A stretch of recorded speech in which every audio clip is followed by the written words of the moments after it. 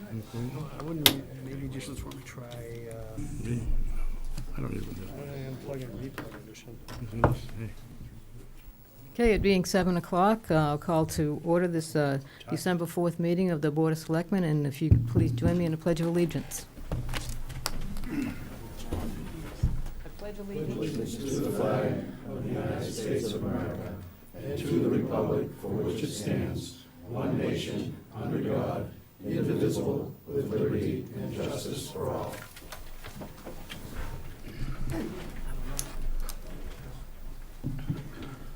Thank you, and I want to announce that Chelmsford Telemedia is broadcasting this meeting live and also recording it for later rebroadcast.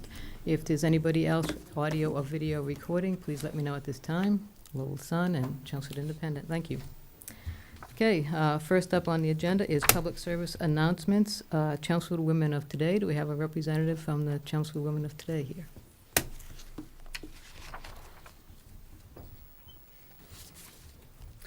Good evening. I'm Pat Moisenko, and I'm one of the co-chairs of Chelmsford Women of Today.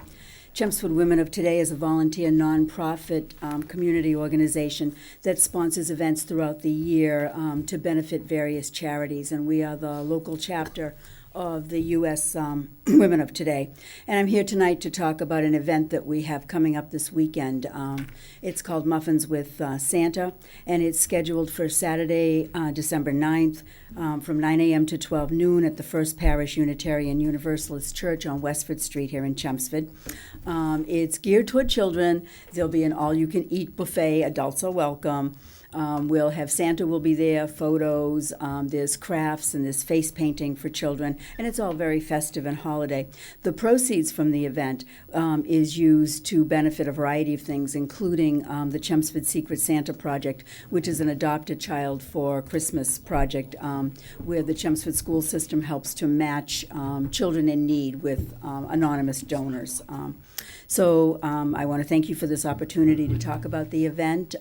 We'd also like to thank some of our donors, the First Parish Unitarian Universalist Church, Market Basket, Hannaford, a variety of community agencies have helped us to make this possible. Thank you very much. Okay, thank you. Good luck. The other public service announcement we have is a notification about citizen petitions for the spring annual town meeting. If any resident has a warrant article they would like submitted to for spring town meeting, they need to present that to the town clerk and the town manager's office before 4 p.m. on Tuesday, January 2nd, 2018. And as you're probably aware,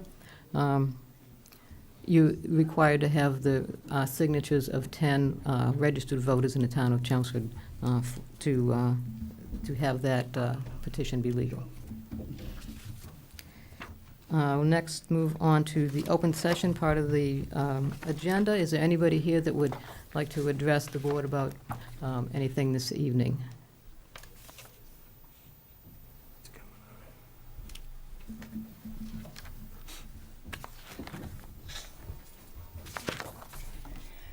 Good evening. Hi, Darlene Lucier, town accountant for the town of Chelmsford. What I just want to talk a little bit about is 2 weeks ago we did have Powers and Sullivan here presenting our audit and preparing the financial statements. During his presentation, he noted that overall the financial statements of the town were strong. But one of the funds that he spoke about was the PEG access account. And he noted, I don't know if we did get some questions on this, that he noted that the account ended this fiscal year in a deficit. We did have a few citizens that came forward, asked a few questions about that, wanted a little bit more information of why that fund ended in a deficit. So I thought I'd come here tonight just to give a little explanation, clear that up. So Powers and Sullivan, actually, they're required to do their financial statements, which is different from my balance sheet. Their balance sheet is required to, through GASB, which is the Governmental Accounting Standard Boards. They are required to put all of the pension liability, excuse me, I have a sore throat, all their pension liability, Middlesex, and the, under the new GASB's number 68 and 65, they're required to put the OPEB liabilities also on all the funds. Because of the cable enterprise fund is the first year, this is the first year that we've had this. When they put the pension liability, when he puts that into the balance sheet for the net position of that account, the pension liability total in that account was $1.2 million. The budget for them was they budgeted, what we budgeted at town meeting was $751,000. They actually came in under that $751,000, and they actually had revenue that exceeded the $751,000. So the DOR actually certified their free cash of like $159,000. But when Powers and Sullivan and any auditing firm has to do these financial statements now, they have to include that pension liability. I am not required to do that on my balance sheet. Actually, the Department of Revenue doesn't want to see that on my balance sheet. They only want to see actual expenditures and actual revenues to be able to certify the free cash. So when Mr. Sullivan was speaking on this particular fund, that deficit includes their pension liability. So I just wanted to clear that up to everyone that this account did not get overspent. They actually came in under budget. And they actually had revenues exceeding the $751,000. So that gave them a free cash number. So they're going to start on the new fiscal year with that 100. They have they got certified at $159,000. That'll start with their fund balance, and then their fund balance will grow as they continue to stay within their budget. So I just didn't want anybody to be confused between the way that now all of our reports are going to be, in the financial reports are going to be done by Powers and Sullivan or any auditing firm. Those numbers, those large numbers, are going to be part of the balance sheet. So just didn't want it. They didn't overspend. They stayed within their budget. It's just more of a reporting requirement for the auditing firms. So I just wanted to know that, like I said, a couple citizens had given me a call and actually called the cable access Peepadoola and asked that question, and I just wanted to clear that up. Okay, thank you. Thank you. Anybody have any questions for Darlene about that? Okay, thank you. All right, thank you. Is there anybody else that would like to address the board at this time about any topics? Okay. We will move on to committee vacancies. The town of Chelmsford has committee vacancies on the following boards and committees. The Board of Appeals has 1 associate member. The CCA Advisory Committee has 2 vacancies. The Center Village Master Plan Implementation Committee has 1 vacancy. The Civic Committee has 4 vacancies. The Community Action Program Committee has 2 vacancies. The Cultural Council has up to 21 vacancies. The Energy Conservation Committee has 2 vacancies. The Holiday Decorating Committee has 3 vacancies. The Parade Committee is welcoming all applicants. The Recycling Committee has 1 vacancy. The Sign Advisory Committee has 2 vacancies. The Skate Park Committee has 2 vacancies. The Tree Committee has 1 vacancy, and the Vinyl Square Strategic Action Plan Committee has 1 vacancy. If you're interested in serving on a town board or committee, please apply on the town website or contact the town manager's office. Okay, and we noticed that you skipped right over the Public Celebrations Committee. Oh, which I has, did. Public Celebrations Committee has 5 openings. It's a very critical committee. Thank you, Pat. Thank you.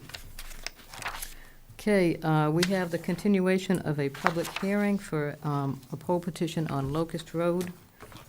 Is there anybody here to speak about that petition?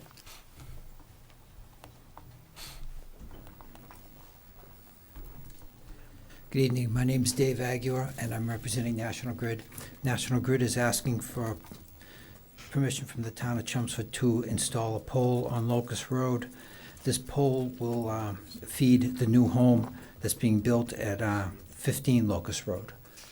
There was a question about the location of this pole by one of the neighbors, and we met with the neighbor, and everything is good now. She just didn't understand where the pole was going, so we showed her where the pole was going. The pole's been marked. She called the secretary at the town hall and said everything was good. Yes, we do have an email from her. It says, "I wanted to acknowledge that I am in agreement with the location of the utility pole at 15 Locust Road as presented to the Board of Selectmen." So, he's okay with that. And this is a public hearing. Is there anybody else in the audience that would like to speak for or against this poll petition? Any board members have any questions? Okay, so we have a motion. I'll make a motion to close the public hearing. I'll second the motion. Okay, we have a motion to close the public hearing. All in favor? Aye. I'll make a motion to approve the National Grid and Verizon poll petition for 15 Locust Road, Plan 25006395, as presented. And I'll second that motion. Okay, we have a motion and a second. Any discussion? All in favor? Aye. Aye. Thank you. Okay, Thanks. thank you. Okay, we have several licenses this evening. First of all is a change of manager for Applebee's. I know the applicant was not required to attend this evening since she sat through our last meeting for 3 hours, and we neglected to take up her application. So I don't know if anybody has any questions. We do have all the information in our packets this evening. So if there are no questions, we'll I'll make a motion to approve the change of management for application for Apple New England LLC, doing business as Applebee's. I'll second that motion. Okay, we have a motion and a second. All in favor? Aye. Okay, we have two applications, two requests for Sunday morning hours for the wine rack and also for the Vinyl Square craft beer and premium liquors. We have in our packets the documentation requesting the vote to allow those. Do you have any questions? I do not, other than, There was something on the, oh, I didn't grab that up. What are the hours? It's the 10 a.m. to 12 noon on Sunday morning hours that were established by the legislature back in Is the 2014. Curry House? And in fact, the board doesn't have you don't have the ability to actually deny the request under the change in the blue laws, but they have to go through the formal application, and they did submit the certificate of votes for both locations. that's the manager. And the board has previously allowed this at other locations in town. There you go, that's one of them. How soon can they begin?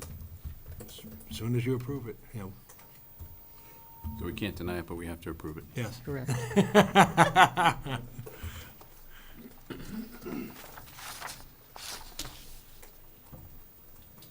Okay. I guess I'll make a motion to approve the change of Sunday business hours for John C. DeSilva and Son Incorporated, doing business as the Wine Rack. Are we gonna do these together? Yeah, we can. And Vinyl Square Holdings LLC, doing business as Vinyl Squares Craft Beer House and Premium Liquors. I'll second that motion. Okay, we have a motion and a second. Any questions, discussion? All in favor? Aye. Okay. And then we have a request for extended holiday hours from the Curry House. This is that last page. Or almost the last page. One that was handwritten. Good. Okay. Make a motion to approve the request for increased hours for the Curry House on December 24th, 25th, and 31st of 2017, as With- presented. With only one amendment, the state law prohibits them from opening before noon on Christmas Day. So even though it says 11, Oh, we okay. could just, that's universal, so just wanted to let the board know that, same thing with the Hong and Kong and everything else, you cannot open before noon on I Christmas mean, really, Day. we're extending the closing time, Right, so. right, but this letter indicated from 11 a.m. to 2 a.m. Are you from the Curry House? I mean, if you'd like to come up and, Yeah, so we know we didn't know the law, but. That's fine. It's fine, 12 o'clock is fine. Okay? Okay. Amended so that it opens at 12 PM on the 25th. I'll second that motion. Okay. We have a motion and a second. Any questions, comments? Okay, all in favor? Aye. Aye. Thank you, thank you. Thank you. Okay. All right, next on our agenda is the continuation of the tax classification public hearing. It looks like we have several people that anticipating will want to speak this evening. So I'm going to ask, in the interest of moving the meeting along, that when you get up to speak, identify yourself, your name and address. Try to keep your comments concise, 3 to 4 minutes. And I would ask that you try to avoid repetition. If something has already been brought up, you know, we know a lot of the feelings for and against. So with that, if anybody would like to address the board on classification. Okay, Mr. Reddy? How far? I've been pushed a long way in this room before.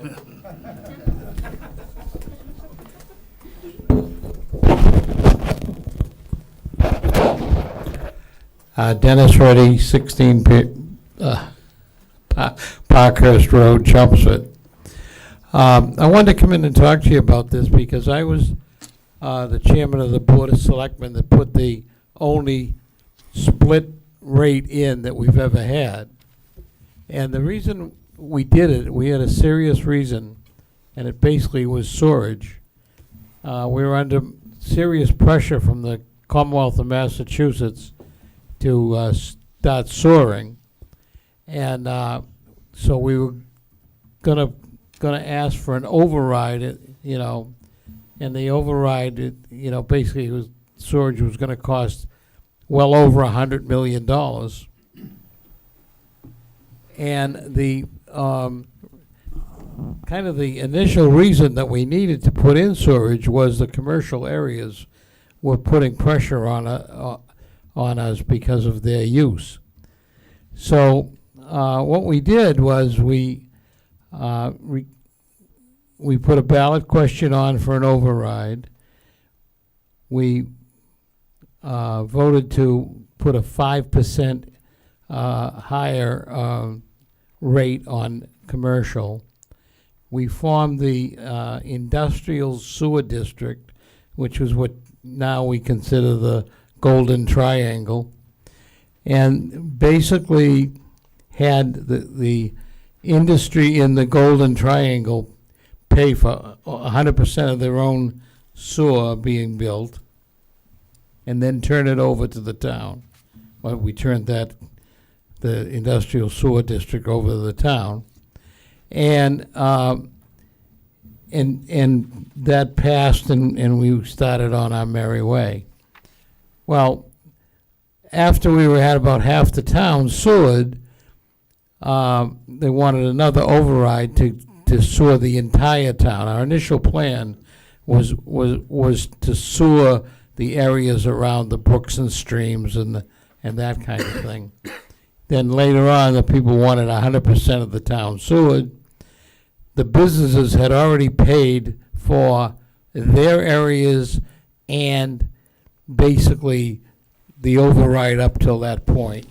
So we felt if the town was going to vote for a new override, that it would be fair to put the businesses back at the same level. So I was no longer on the board at that time, but I did come in and ask that they start taking it off. And you can't just, even at 5%, you couldn't just pull that out at once. So they were removing it 1% a year. And they did 1% and then another percent, and then they did the last 3%. But we had serious reason to put in a split rate, and that was the fact that we were going to ask for an override that was going to cost over $100 million. Okay, thank you. Is there anybody else that, Can I ask a question about that? hey, Mr. Reddy, one of our members has a question for you about that. Go ahead. Yeah, I'm sure there's a logical reason. But you indicated that it was a split rate. You added 5%.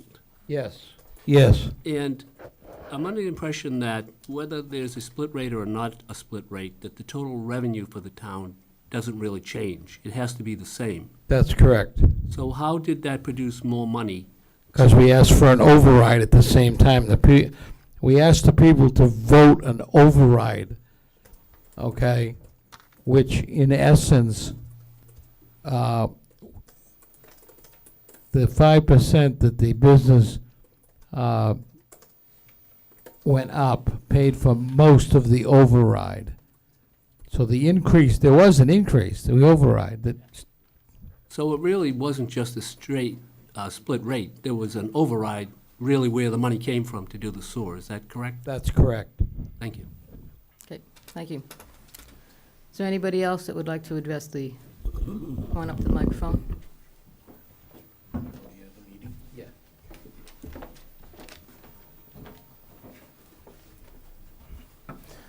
Good evening, everyone. My name is Jimmy Kelly-Geropoulos, and I'm a commercial real estate broker and business broker with RE/MAX Advantage One. I have been working in the town for the last few years, leasing space in the area. And when I found out about the proposed change in the tax rate, I thought I would inform you a little bit on what I'm seeing from the real estate side of things, which is Chelmsford has a lot longer on-market time to lease commercial space than neighboring towns and cities. I find I have an average of about 6 months, and that's a long time, especially in a hot market. Furthermore, my clients tend to have to give away quite a bit to seal the deal, such as maybe 6 months up to a year of free rent to make up for build-out, an average of about $12 to $13 a foot gross rent, which is unheard of. And that's to add to the burden that they already have, I think would be really irresponsible. Also, there's 4 other towns and cities which I do business in, and I can tell you Auburn, Worcester, Webster, and Fitchburg are 4 other cities and towns that have a dual tax rate. And they've actually been fighting over the last few years an uphill battle to pull the rate together because it is absolutely detrimental to their economic development.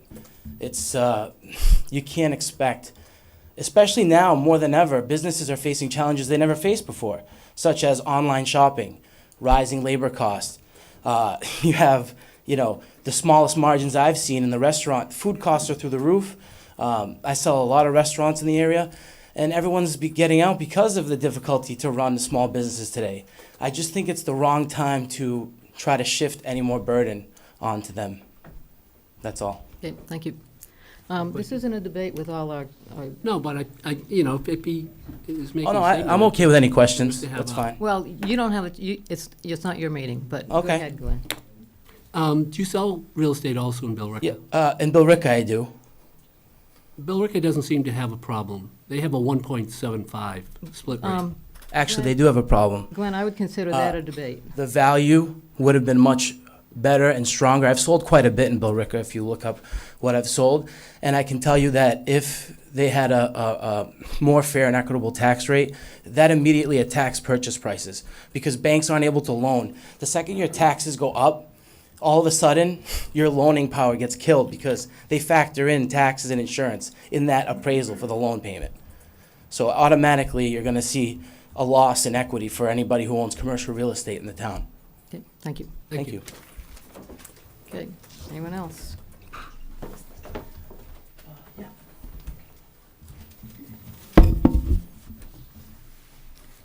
I'm at the age where I actually need 2 sets of glasses, one to see you and one to see this. Bifocals are on the list. My name is Glenn Thorin.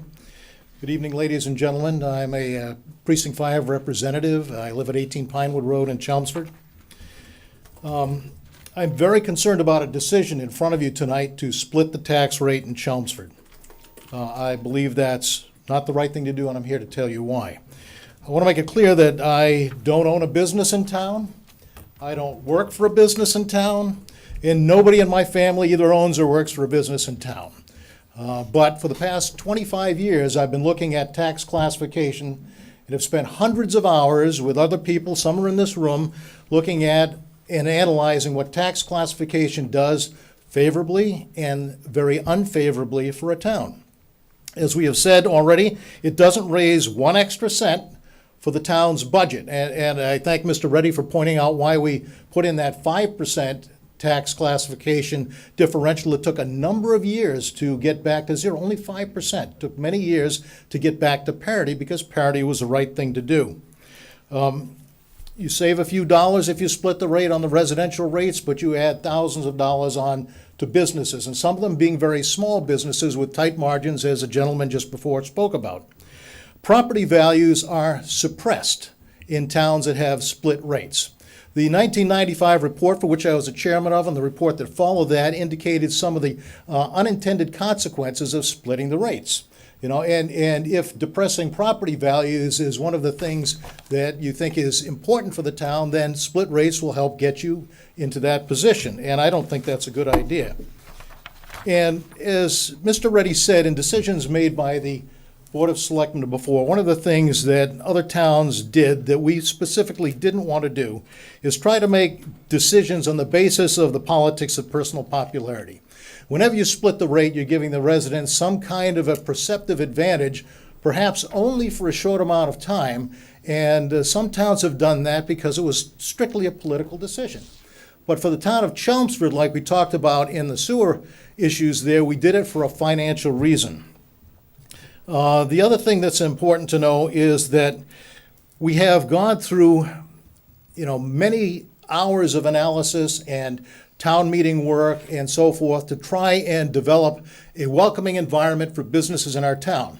So here's what worried me when I first heard about this discussion taking place. I can see a newspaper that has two major headlines on the newspaper. One of the headlines says that Chelmsford has started a new initiative to attract business to town. The other headline says, Chelmsford raises taxes on businesses. And the dissonance between those two things makes my head want to explode. That's not the way Chelmsford looks at issues like this.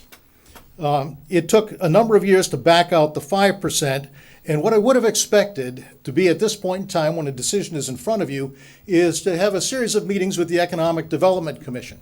We're looking to hire somebody to bring businesses into our town. And that process of, what is it about Chelmsford that makes it attractive? Flat rates is one of those things that will be on that list for people to take to the businesses saying, we have a flat rate tax structure. What you don't want to have on that is, we've started raising taxes on businesses. That seems to me to have a very obvious negative consequence when you have chartered an entire group to bring businesses in the town. So I would like us not to do that if possible. So I would have expected to see a series of meetings with the Economic Development Commission to get a report from them on how they look at this activity. I would have expected to have seen some meetings reviewing the 1995 tax classification report, the 2005 tax classification report, which took you through some of these trade-offs. One of the things that was very obvious to the people that did the report is looking at neighboring towns with a much larger industrial base, like Burlington, for example. What can an industrial base like that do when you switch the tax rate in favor of putting more burden on the business? You have many more businesses to put that burden upon. So I'd like you to take a consideration of what's about to happen tonight, knowing that any change will take years, if not a decade, to change back to parity when we have a fair structure now. As the Massachusetts Supreme Court said we should strive for, is fair and equitable taxation across all tax categories, that we remain the way we are, that we remain Chelmsford. We are not some of the towns that had started with this burden and can't back out of it because it's like a glue trap. Once you start putting in tax classification, to change it back is nearly impossible. Thank you very much. Thank you. Is there anybody else?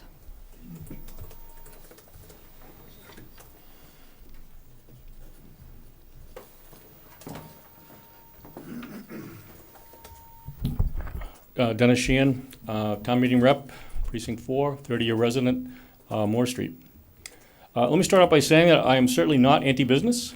However, it is long past time for Chelmsford to return to a split tax rate and give the residents of Chelmsford at least some measure of tax relief. Certainly, this does not solve the problem for residents who are trying to survive on fixed incomes, but at least it's a start. Not only is it fair that for-profit businesses pay taxes at a higher rate than residents, but it's something that happens in most of the towns around us, like Billerica, Lowell, and Tewksbury. A few years ago, the town put together a committee to study the tax rate issue. The committee did return a recommendation that we return to the split tax rate, but this recommendation was ignored because it was felt that businesses would flee the town. Given that many of our neighboring towns already have a split tax rate, where exactly could these businesses flee to? During the debate over the new business overlay zone, it was said that without the overlay, we would continue to attract marginal businesses that were not willing to invest in their facilities. It seems to me that taxing businesses at the same rate as residential property only serves to attract these same marginal businesses who are unwilling or unable to invest here. Town meeting recently endorsed a new $100,000 plus director of business development. Hopefully this person will be able to reach out and find viable businesses that will recognize that Chelmsford, located at the crossroads of Route 3 and 495, is a great location for them to invest. Perhaps we should put a sign on buildings that face Route 3 that says, if you worked here, you'd be there now. Something that they had a sign on Storrow Drive that always impressed me. That's if you lived here, you'd be home now. A similar sign where people waiting in traffic to get to Burlington or wherever they're going might have some impact. I'd also like to hope that the town would hold the line on tax giveaways and other forms of ransom like the Kronos traffic light on Route 129. Looking ahead, the residents desperately need tax relief. As it is, seniors cannot afford to retire here. I know quite a few people who have retired recently, sold their homes, and moved to other nearby communities. Whenever this happens, these retired folks are usually replaced by working families, which is great. But it also puts an additional burden on the school system, which drives the town budgets up in a never-ending cycle. In closing, I urge you to do what many of our neighboring towns have done, which is to adopt a split tax rate. Thank you. Thank you. Is there anyone else?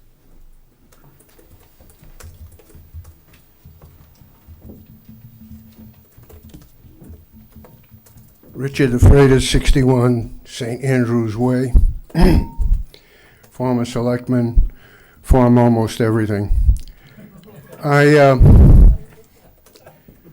Mr. Thorne talked about the percentage of commercial to residential. If you had 50% commercial and 50% residential, a change in commercial would be an increase of 1%, would be a decrease of 1% for the residents. But we're at 18.3% commercial. The residential is 70, what does that come out to be? Subtract that from 100. Okay. 2.3. But it's a turns out to be a 4.5 to 1 ratio.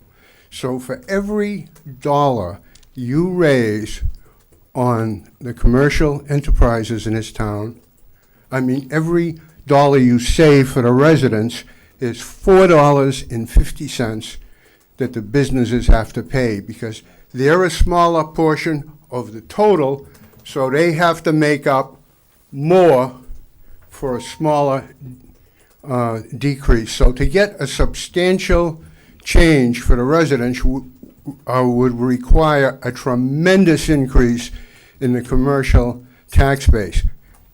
It doesn't make sense until you're over 35%. Thank you. Thank you. Mr. Thorne, if you could wait until the other speakers have spoken. 15 seconds. Okay, 15 seconds, and this is your last time to get up, no matter That's what anybody perfectly else all right. says. The previous speaker made a very incorrect and damaging statement. The report was delivered to the Board of Selectmen that recommended a split tax rate. I went through that report with a fine-tooth comb. The mathematics was breathtakingly faulty.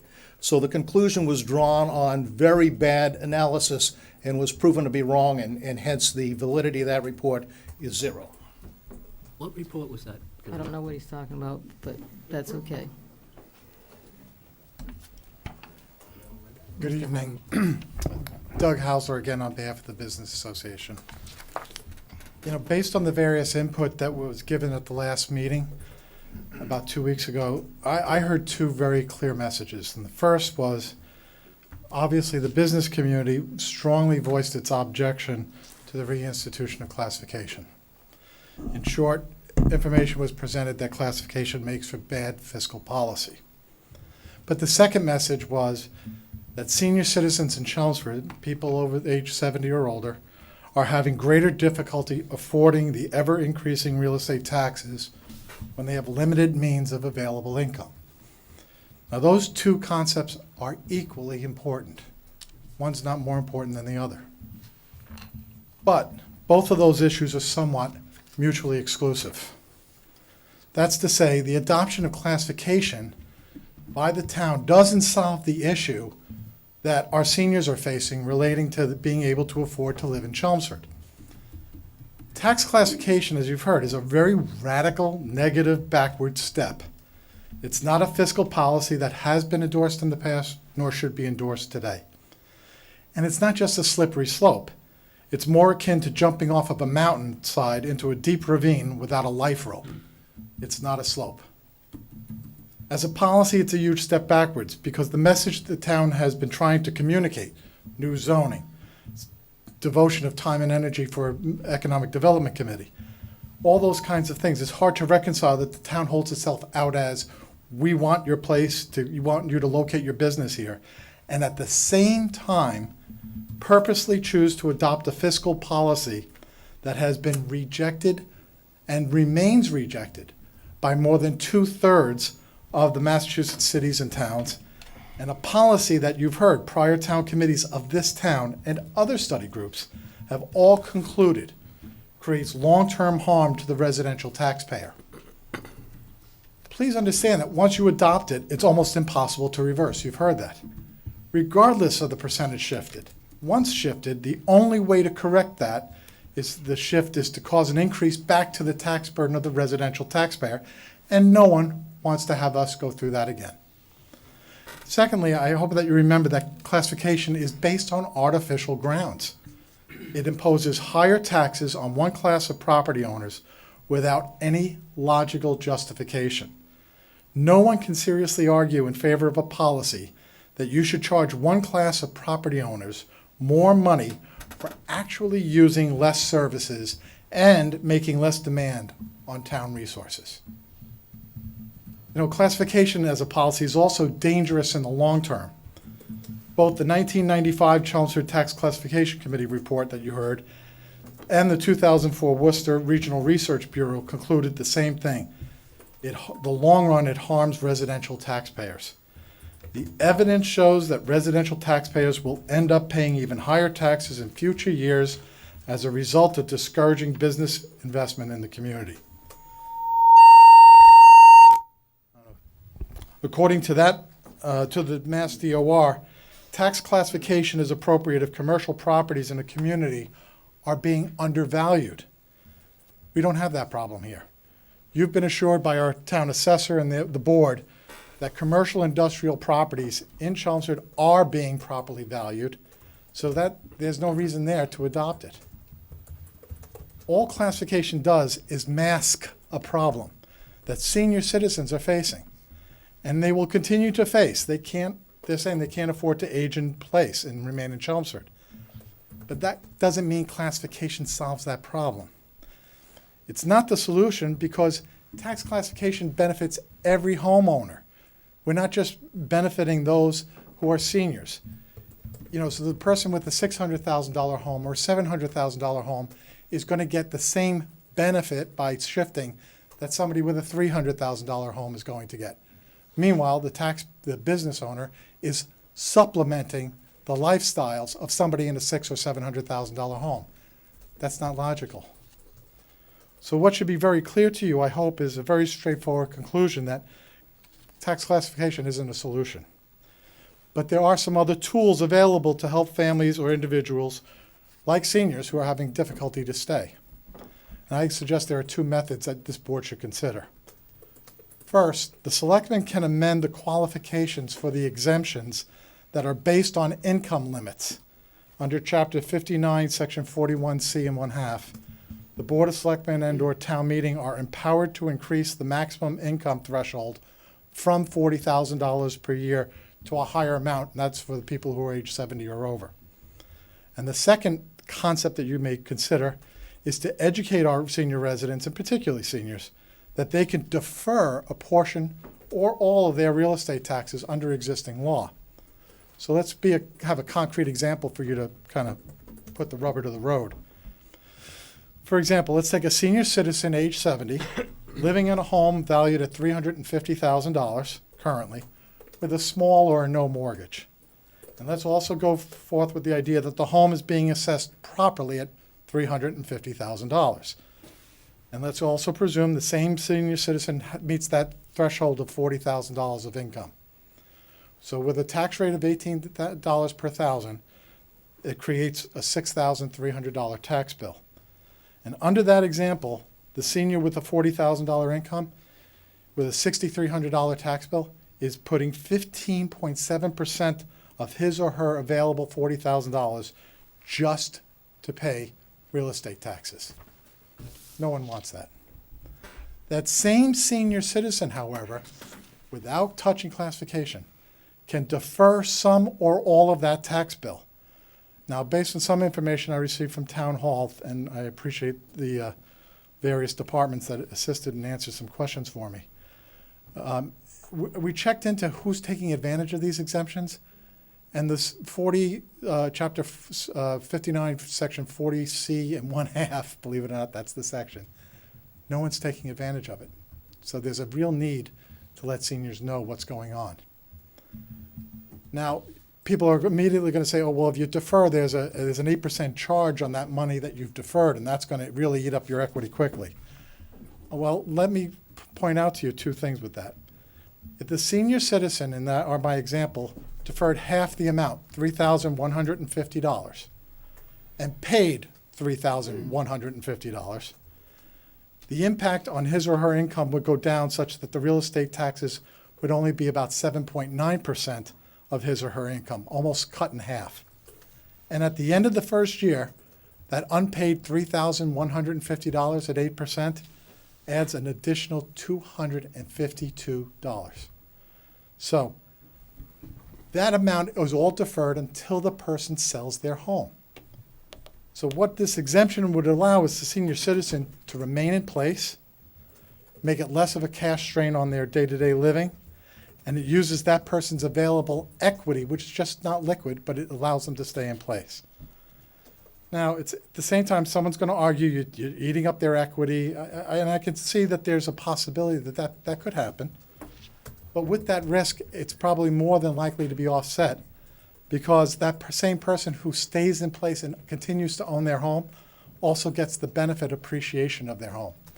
And if we use that same example I just said, if we increase that person's home and the cost of that in 1 year, 1% on a $350,000 home, so it goes up by $3,500, you've more than broken even with both paying half only and deferring, because the appreciation has evened it up and the person remains in place. And that's just one example of some creativity that this board can consider and should consider before you go down that very terrible slope that you've heard about classification. Now, the second part of this concept that I brought up is not just the issue of taking advantage of the $40,000 income limit. You have the power to increase that $40,000 threshold, that maximum threshold. You have the right, you can with town meeting, I believe, can vote to raise that exemption from $40,000 to $50,000 or $50,000 to $60,000, creating a much larger pool of candidates that can qualify for the exemption. And if we use that with the people age over 70, you have to be over age 70 no matter what, at least one of the two people living in a home. And if you raise that limit from $40,000 to $60,000, using my same example, you're deferring half of the tax amount, the percentage of income goes down to 5.25% of their available money out of $60,000 that they have, they're only using 5% to pay real estate taxes. That's a huge savings that way. And the same argument applies about deferring it. So you defer, yes, you're not paying half of the tax. Yes, you're being charged 8% interest on that amount you haven't paid. But at the same time, there's a pretty solid likelihood, given the history of the way our town has worked, that over time, whether it may not be year to year, but over time, you certainly get that 1% value increase almost on average every year. And you stayed in place. You haven't divided a community. So what do all these examples demonstrate? First, that you don't need to resort to unfair discrimination or a system like that to provide relief to our senior citizens. The second thing it proves is the concepts probably require more discussion, and they need to be considered by the board before you enact a policy that is almost impossible to override or even to eliminate in the future. The third thing, please remember that the ability to shift taxes from residential to commercial is set by the Department of Revenue, and there is a cap to it. We can't go beyond, I think, 150%. So yes, if you adopt it, you can do it, but you can only, that mask of a solution only lasts for a couple of years.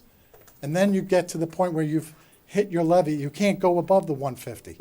And then what do you say to the seniors at that point? We don't have another tool. The tools we suggested may be another approach for people to consider. And during that whole time, you've discouraged businesses from coming into Chelmsford if you've adopted classification. A fourth point, you are making a major change of a 20-plus year policy when there has been little or no advanced discussion with the business community. If the board was contemplating such a major change, minimally, we suggest respectfully, it should have had some open forums with business owners and other segments of our community where there could be some exchange of ideas. And we could have had some discussion. But instead, you're considering a major policy shift. And you're not giving us any reasons for doing so, when in fact we have a flat level taxation policy for all. Fifth, I've not heard to date from anybody that there's been any data to present that the recommendations of the 2005 Board of Selectmen Subcommittee report or the 1995 committee report, that data that said classification is wrong is incorrect or otherwise not applicable. There's no basis, in fact, as far as we've heard, to present an argument for change. The sixth argument, local owners of rental commercial retail properties are telling us that there is very little or no activity to locate new tenants and fill existing empty spaces. And in fact, many of the small businesses renting from landlords are asking for lower rents because their overall costs are increasing. You know, water bills, insurance, snow removal. Just to do business, their costs have gone up. Shifting taxes by any percentage is not going to help that. I also want to remind you on a seventh reason that the vast majority of the commercial property owners affected by classification are residents of Chelmsford. You know, it's not some large-scale, faceless, multinational corporation. Most of us are neighbors. We live in this town, and we're all trying to make a living every day, just like everybody else is trying to make a living, without being unfairly treated through just because we own a business. That doesn't make a lot of sense, folks. And eighth, and I'll get closing on this 2 points, last points. I'm confident you're very aware how the business community has stepped up to the plate when asked by our local government to undertake a town event that makes our town so special. So whether it's the 4th of July parade or the event last night, the holiday lighting, sponsored largely by businesses supporting those two events. And there are other things where the local businesses in this town, they support civic groups, school teams, clubs. When people are looking for donations, I don't think you've ever heard that the business community has turned a deaf ear or a blind eye. I ask you not to do the same to the businesses when we're suggesting to you there are a lot of other alternatives that you should be considering before you take that step that really there's no coming back from.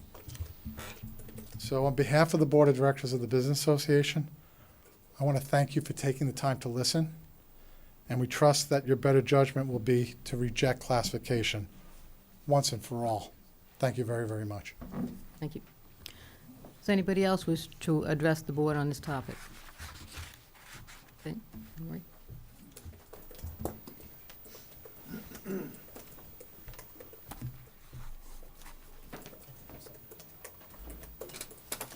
Good evening. Anne Marie Rourke, 9 Natalie Road, Chelmsford, Massachusetts, and the owner of 229 Billerica Road, Chelmsford.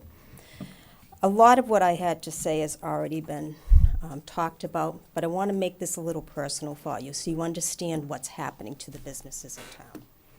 I had a loan with TD Bank for more than 20 years, and that loan termed out on October 31st of this year.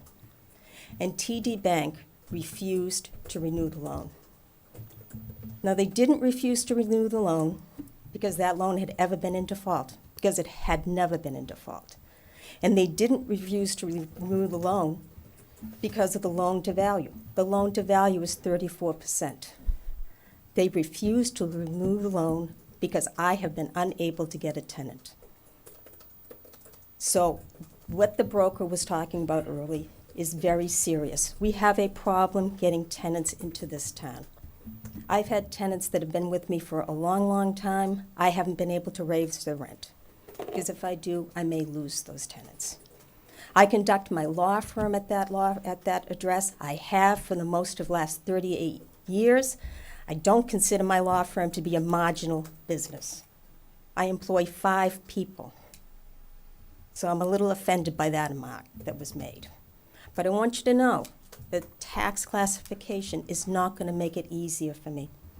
It's going to make it harder for me to get tenants. It's going to make it harder for me to keep tenants. And it is a slippery slope, as Doug said. It's a quick, easy fix, but it is not the right fix, and it is not the long-term fix. Thank you. Thank you. Anyone else? Joe, Ready 9 Turnpike Road. The other 2 speakers are so elegant, I feel bad. As a former member of the Economic Development Commission, I did want to bring forth that we did meet with commercial real estate brokers in our endeavor over the past 8 to 10 years of being on that commission. And one of the things that we asked commercial real estate brokers was what attracts businesses to Chelmsford. And one of the top chief reasons that came in every single time was the fact that we have a single tax rate here in town. That was a driver for business. I am both in the residential real estate business and in the commercial real estate business. And I primarily serve mostly filling out tenancies of small mom and pop type spaces, 800 square feet, 1,000 square feet. And those buildings typically operate under a triple net, which means that those small mom and pop businesses are actually paying the taxes that get driven down to them. And as a small business owner of 2 businesses, I can tell you that I have interfaced with many people that put their entire life savings on the line to try to make a business happen. They have a great idea, they want to try to make it happen. These type of operations end up squeezing them to the point that they may not be able to make the margins that they need to make to stay successful. I know that a lot of those businesses invest in the community, and they talked about, banners and things that are put out for parade committees. There are a number of ways that, small businesses try to help the community, whether it's donating to Friends of Music or whatever it might be. So they definitely go above and beyond what they're already paying in taxes. And I'm afraid you do this type of reclassification, they start to lose some of those extra supports that they were able to give because they had extra money in the coffers. So, as a small business owner, I would tell you that I think it's imperative that you do not change the tax rate, that this would be really hurtful for us. And I think one of the reasons that this is coming up is because as a community, unfortunately, we receive so much less funding from Chapter 70 as other communities. And it's really put a pinch on our town. And I know that it's been really difficult to try to get the state to change the formula. And we've tried so hard. Every one of us in this room has probably worked to try to make that different. But if you look at Westford, if you look at Billerica, you look at Lowell, they get significantly more funding, which helps offset the tax base. And I don't want to look at this as a quick way of just arbitrarily getting money for people on the backs of a community that, really, really could be hurt by this. So I hope you take that into account, and as the business community, we appreciate your thoughts. Thank you. Thank you. Is there anyone else?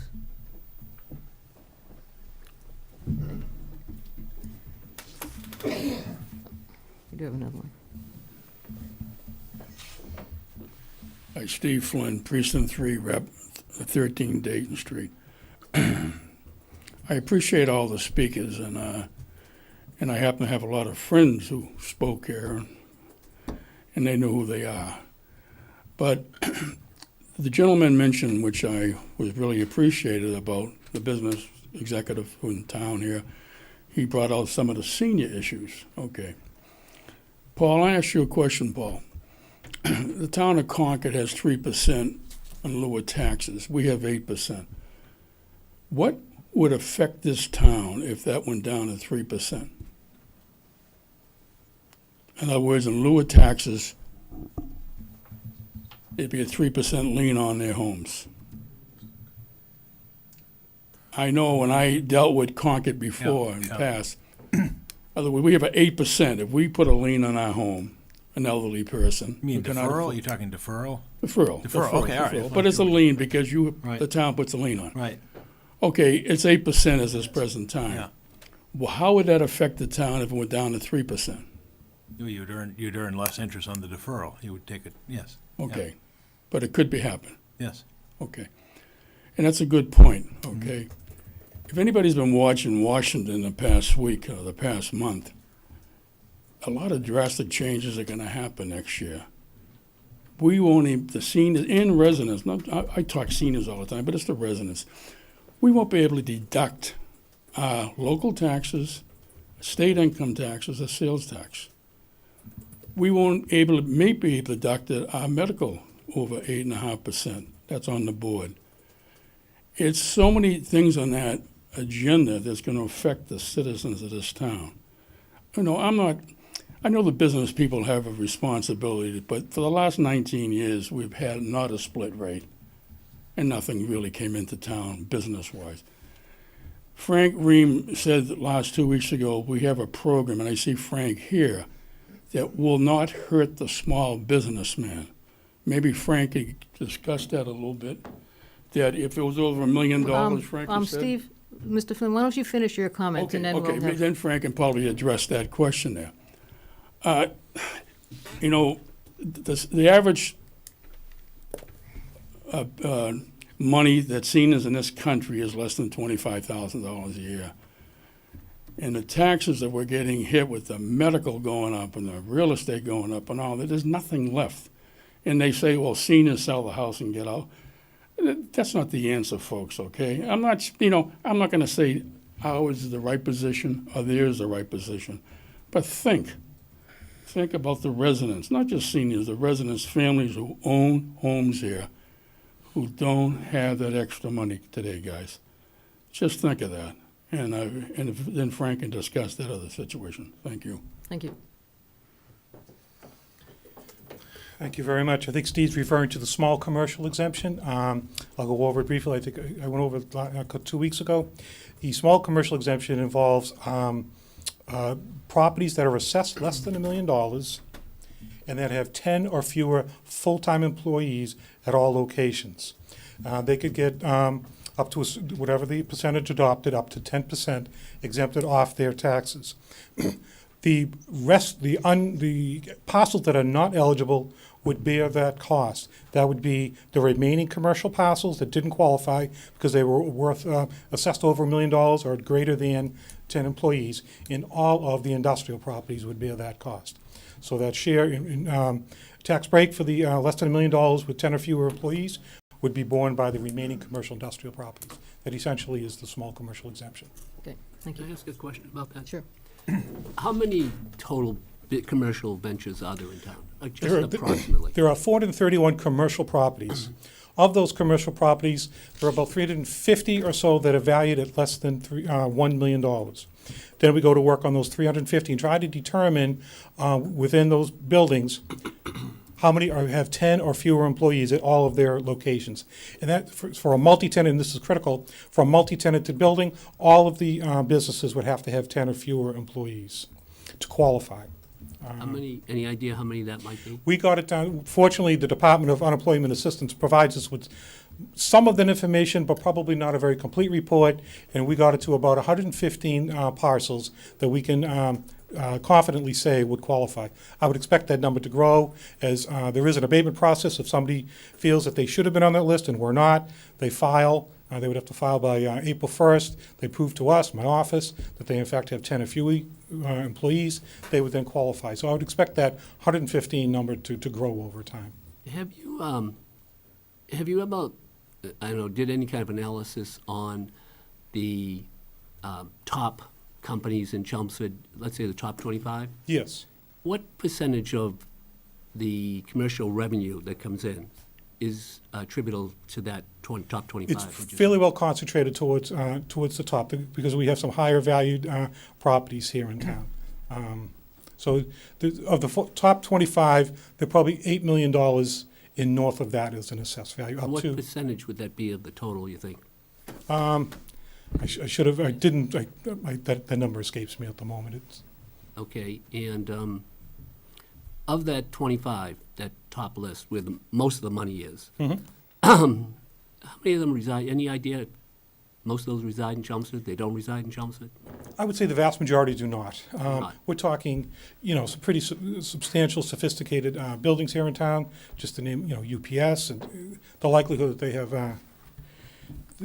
they have ownership here in town. Probably, some of their management, certainly, but they were owned by corporations. Out-of-town concerns? I would think so. Thank you. Is there anybody else that would like to address the board on this topic? Okay, come to the microphone.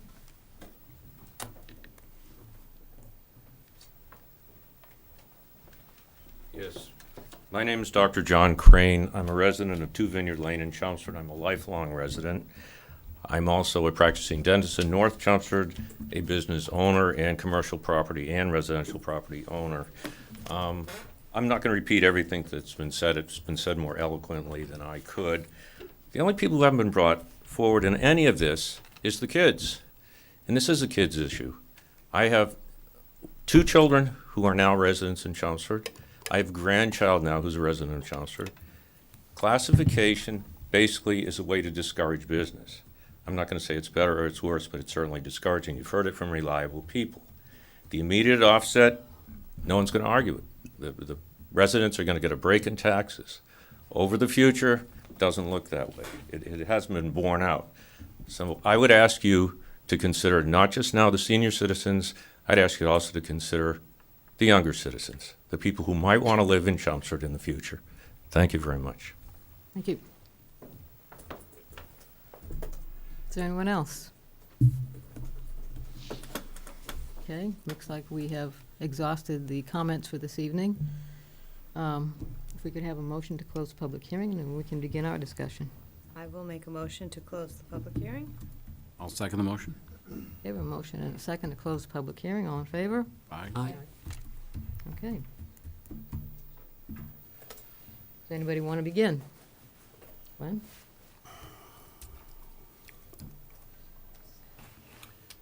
First of all, I thank everyone who came to speak tonight. I think many of the points were well taken. But I think there is some inaccuracies in terms of some of the presentations. First of all, I believe that I heard more than once that the 2005 BOS Subcommittee's report was negative to having a classification. The final recommendation of that report simply said the subcommittee makes no general recommendation on the appropriateness of a split tax rate. That is, we do not make a recommendation for or against establishing classification. That's for the entire board to consider after complete examination of the facts. So that report did not say that classification was bad. It didn't say it was good. It just said it requires examination. The And I'll go through a number of things. I apologize if it's a little rambling, but I made notes as each of the speakers came to the podium, and there was no set way in which that was done. One thing was mentioned that classification, whatever, that small restaurants were not being growing. I can tell you for a fact that sitting on this board approving one restaurant after another that was opening in Chelmsford, that's not the case here. We had a number of restaurants that opened in the past year. There was a perception, it was mentioned that a split classification has an effect only in the short term, that sooner, not so much distant time, that ramification will not be seen by the public. Well, first of all, let me say that there's two sides to that presentation. First, if you vote for classification, and let's say that the average homeowner's tax rate was reduced by $400, their tax rate will be reduced by $400 to this year and for every date in the future. Now, their taxes will grow, just like it's inevitable that taxes will go up. They will go up every year. That I would caution taxpayers who look at this as a universal panacea for all time, that the taxes will never go up again, is not true. The taxes will go up, but they will go up by a savings of $400 for every year that there is. Now, that percentage will grow, will determine that it will change slightly because there's a percentage involved. But basically, they will enjoy the advantages of that split tax rate forever. There was a discussion about the efforts that the town has made in relationship to trying to encourage business to come here. I've been a champion of that since I ran for office. I've championed it since I've been in office. That changing the amenities and changing the way of the size of the buildings and changing a number of things that were involved in the 129 overlay was encouraging to have business come here. That numerous meetings were held with the business community, with the brokers, and one of the things that constantly came out was that there were no amenities, we need amenities. What are the things that people are looking for if they're going to relocate to Chelmsford? And there are many things. You know, when a business starts looking at what are the things that I want from a town if I'm going to move there, well, they do want amenities, and that's one of the things that the brokers hit all the time because there were no amenities out on 129. They also want water, and they want power, and they want to have a bright, trained, ready-to-work force of employees. They want to have access to educational opportunities. They want access to public transportation. They want access to having a town which has a stable government and has a great youth programs. There are many things. But contemplating this particular issue, I reached out to prominent members of the community, people who have economic development experience in other towns, people who are former selectmen.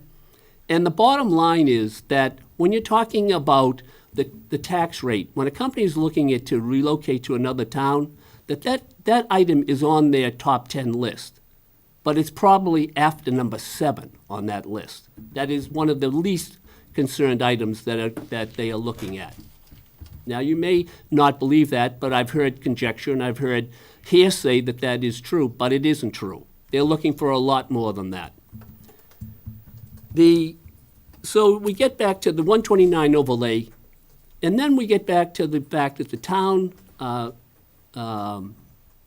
meeting members approved hiring a new person who would come to the town and work with the present administration on trying to find and bring in more business.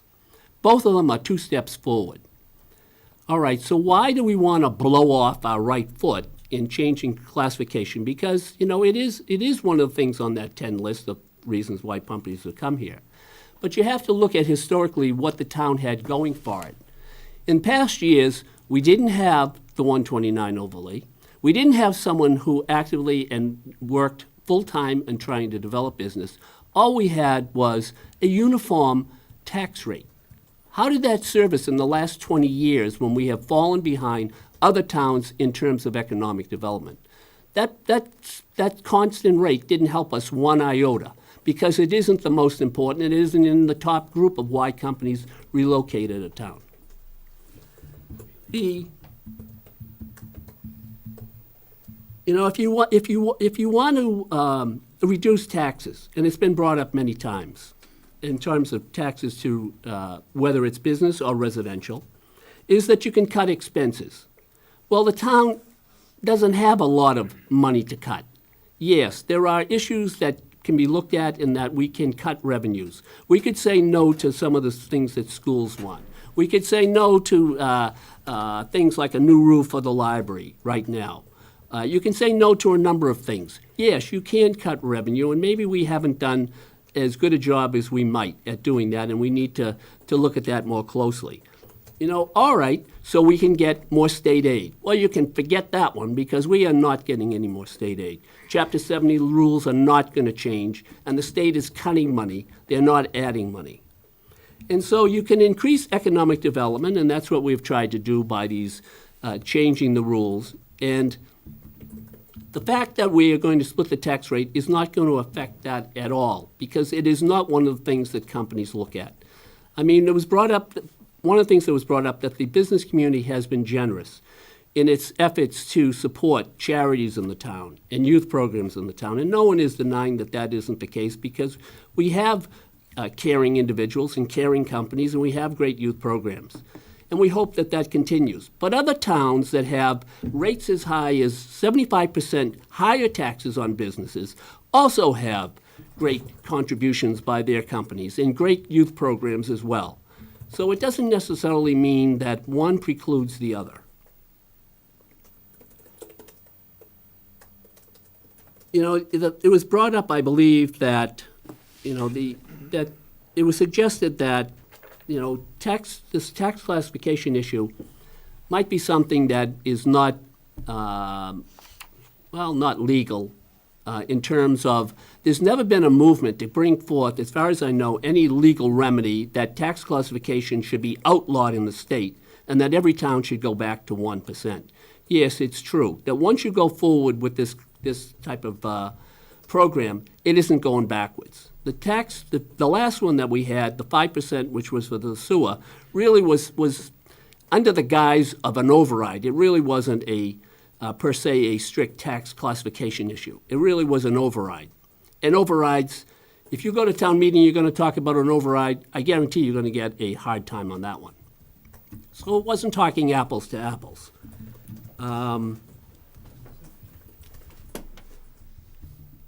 The residents are here to support business. If we are successful in growing our economic base, the existing businesses are going to share more than the residents in that, because there are being more people brought into town. We have 1,200 apartments proposed for the town. If every one of those has 1.5 people, that's 1,800 more people who will be spending money at your businesses or using your services. And that will increase your revenue and hopefully increase your profitability so that you can participate in that growth along with the rest of the town. So, I understand your feelings toward the issue. But you have to also understand, when people are talking about the seniors in the town, which represent about 30% of the population, that they have no way of passing along anything. They cannot cut expenses beyond what they're doing now. They cannot get state aid any more than they're getting now. They're getting less state aid, and they're getting probably less medical aid from the federal government and from the state. And they have no way to increase their economic development. They're barely getting along as it is now. It was suggested that we could do this exemption issue, allowing them to pass on their taxes and so forth. But it sounded somewhat like the rhetoric of reverse mortgages, which most people will tell you is absolutely the wrong thing and the worst thing you can do in giving away all of that equity. That, I'm not here to tell you that, every senior is in the same boat or every resident of Chelmsford is in the same boat. But sooner or later, we have to look at parity. And it doesn't seem to be that it's parity right now between the town, business people, and the residents.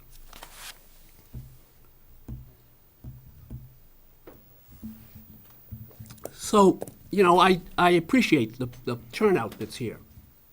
But I have not heard any concrete evidence that's going to say that any of the businesses are going to be absolutely hurt by this. Yes, there are some businesses that are on the brink. They are just barely making a profit. Well, they're no different than the residents in the town that are barely on the brink and barely getting by. The fact that even one resident who has lived here for 35 years or more has to sell his house because he can't pay his expenses is unacceptable. And I would hope that the board would recognize that in their vote tonight. Okay. Thank you. Anyone else? Ken? Yeah, I'll go. So Glenn and I have worked very closely together on the economic development issue in the town. And I'm the liaison to the Economic Development Committee or Commission, and spent a lot of time. I've been invited in by the town manager to a lot of the meetings with the landowners, the developers, potential businesses moving to this town. And we've worked very hard to sort of start a fire out on 129. And for me, I think it would be very hard now for me to now turn around and say, that I wanted to do a split tax rate. I listened to everything Glenn said. I've listened to everybody tonight.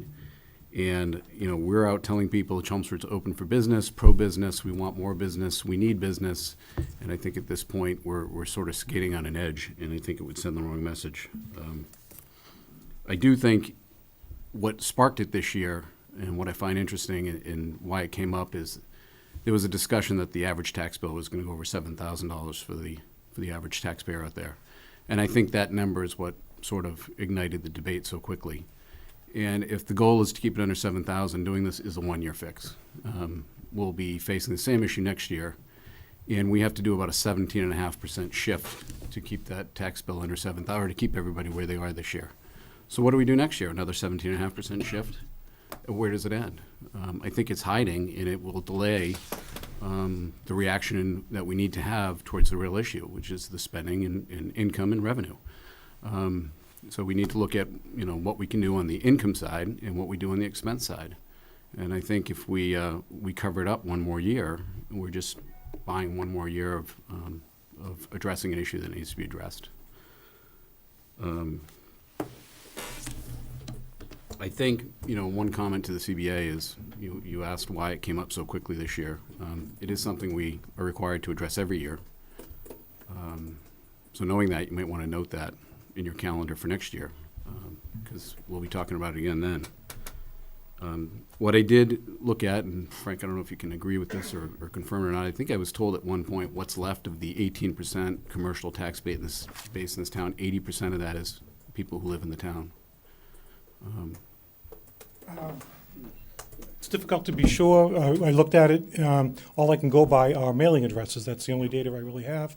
I think it's much less than that actually are Chelmsford residents, but I can't confirm that. I'm not talking about total of revenue. I'm just talking about number of businesses. That's right.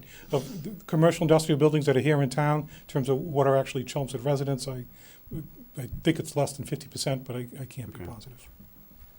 So I look around. I received a lot of calls, talked to a lot of people about what's left, and I think they are feeling the pinch with higher energy costs, higher health insurance costs, higher other insurance costs. Half the budget for the town goes to the schools.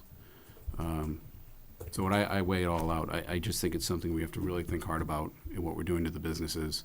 I don't know why a property worth $400,000 and another property worth $400,000 would pay a different tax on that $400,000. So that's where I stand. Thank you. Laura, George, Laura? I remember I looked at this issue 3 years ago when I ran for election, and I know that I was questioned on that a few weeks ago. And the numbers really didn't make sense at that time to change the split. It's changed to a split rate. I know you may have heard me once or twice during that campaign that I was really concerned with the spending that was going on in this town, and since then, that hasn't changed. I think that what I've seen for spending going this past few years has really there's really not been any change in the mentality, and I just can't see how we can just look at changing the tax rate as a solution when we're just passing the burden on to a smaller subset of the population. You know, there were things that, you know, what I would rather see, you know, is some kind of something that would benefit. If we're looking to decrease the tax rate, I think that what we really need to do is look at something that would benefit across the board, and maybe we look at options of not going to automatically expending 2.5% increase. Maybe we go at 2.4, maybe go at 2.2. Maybe we look at the CPC fund, and, you know, right now that's 1.5% of increase. We're not getting as much turn on investment, but maybe we, you know, there was discussion a couple months ago when we were looking at the Roberts Field. Maybe we need to have a master plan for how we spend that money, and maybe that needs to be more incorporated into, you know, what are we going to spend our money on, and how that relates to our overall, you know, how do we get this 2.5? Let's not go to 2.5, let's go to 2.4. And that's the kind of, you know, that's going to put the pressure on us to come up with these creative solutions, you know, and then not just keep kicking the can down the road that, you know, as you said, next year is going to be over 7,000. So what do we do then?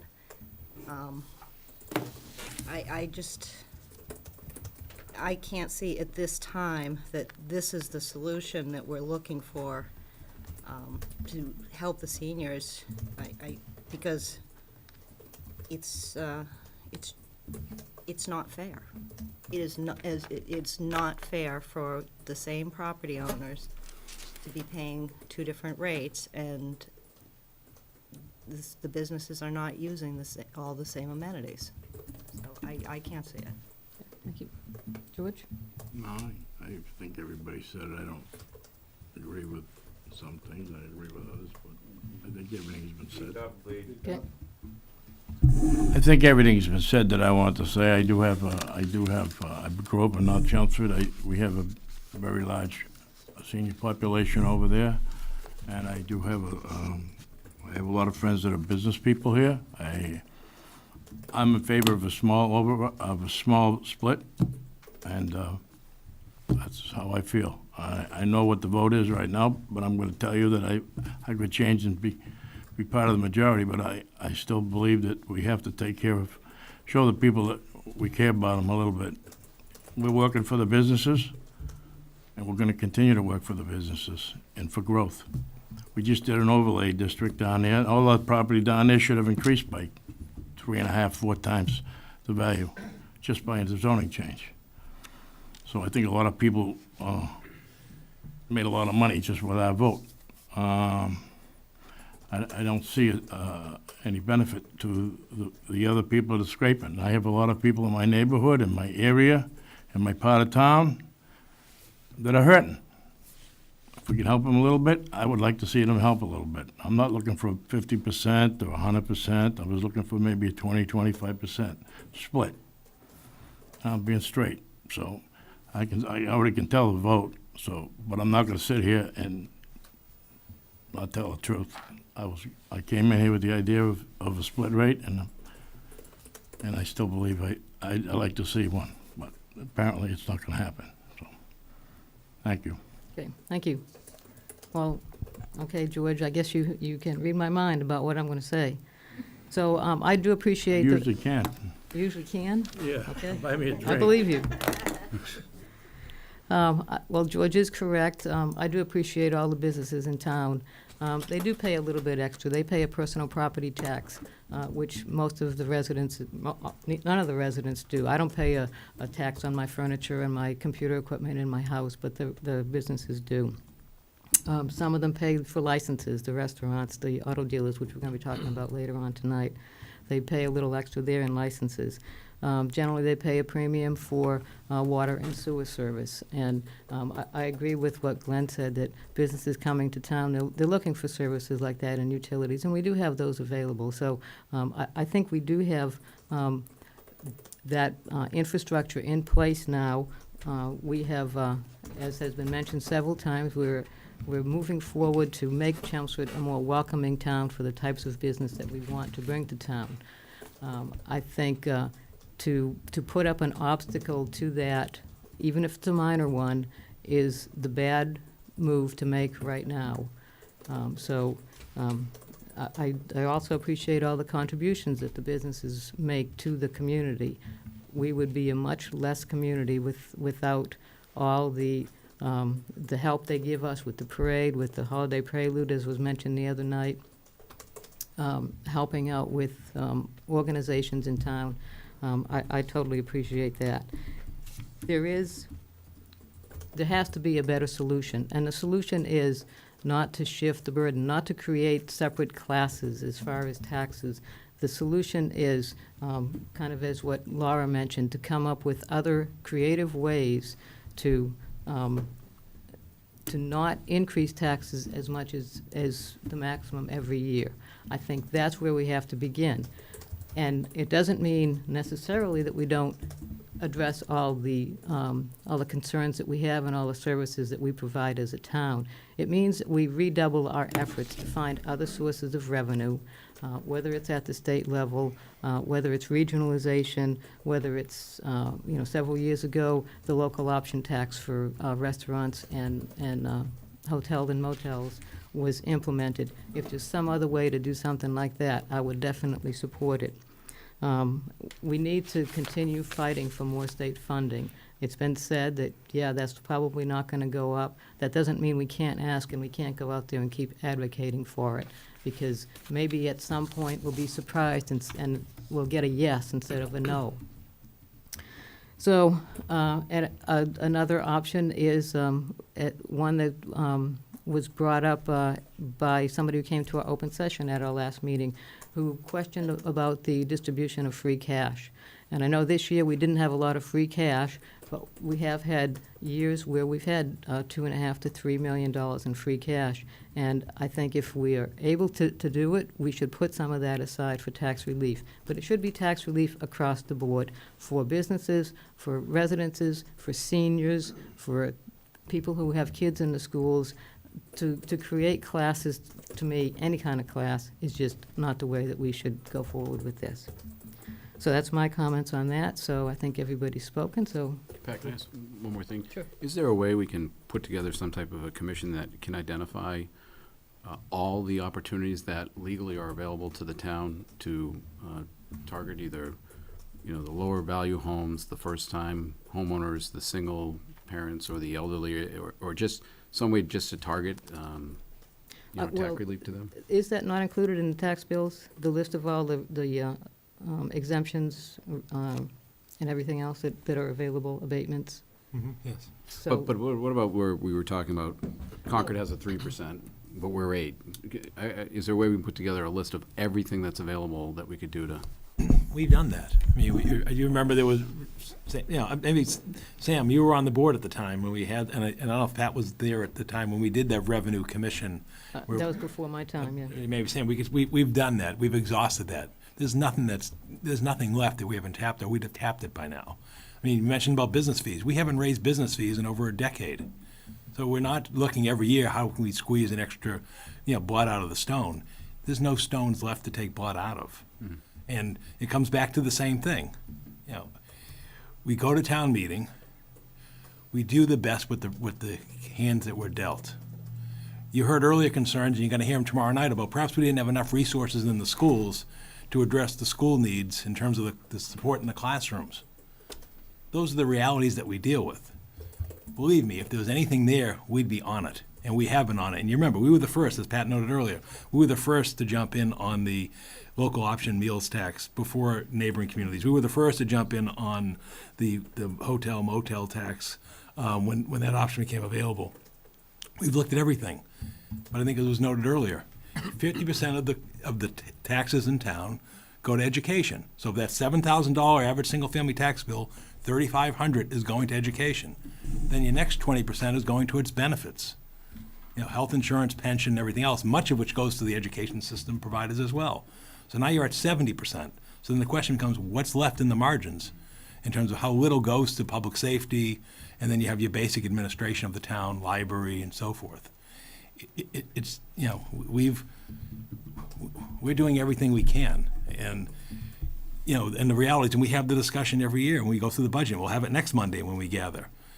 You know, the taxes are going up, you said, about $230 or whatever.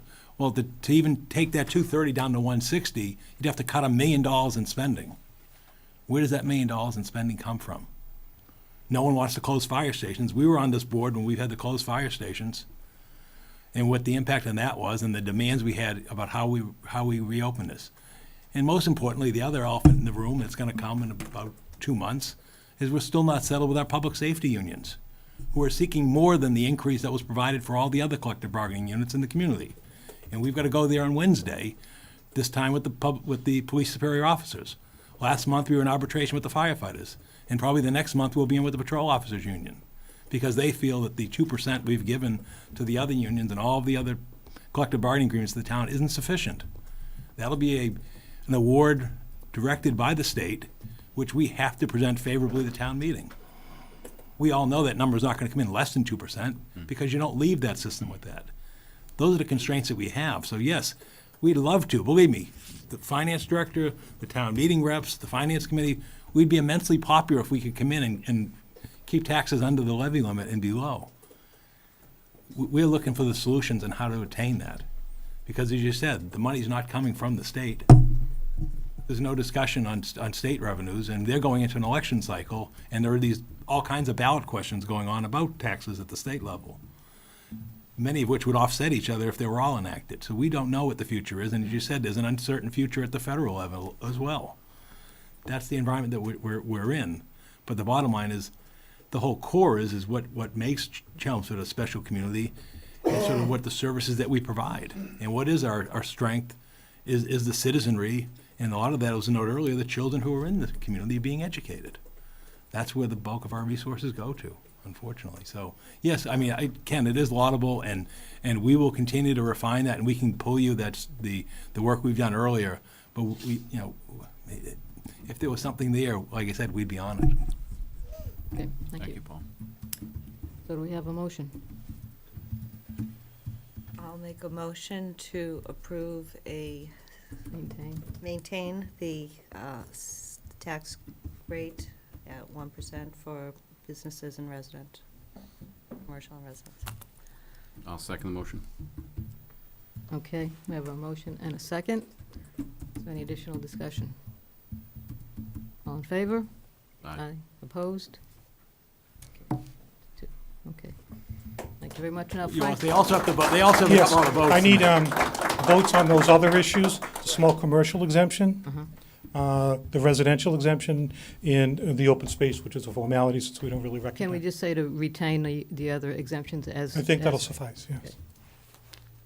So Make a motion to retain the other exemptions as currently, currently in place. exist.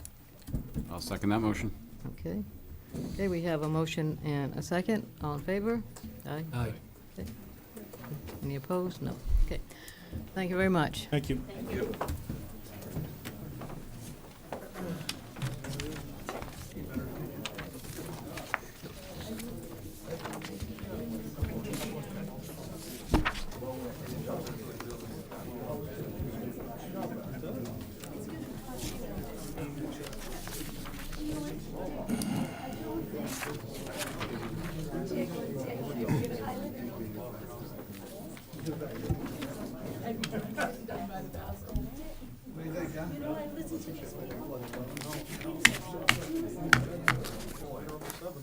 Okay, folks, could you guys move out?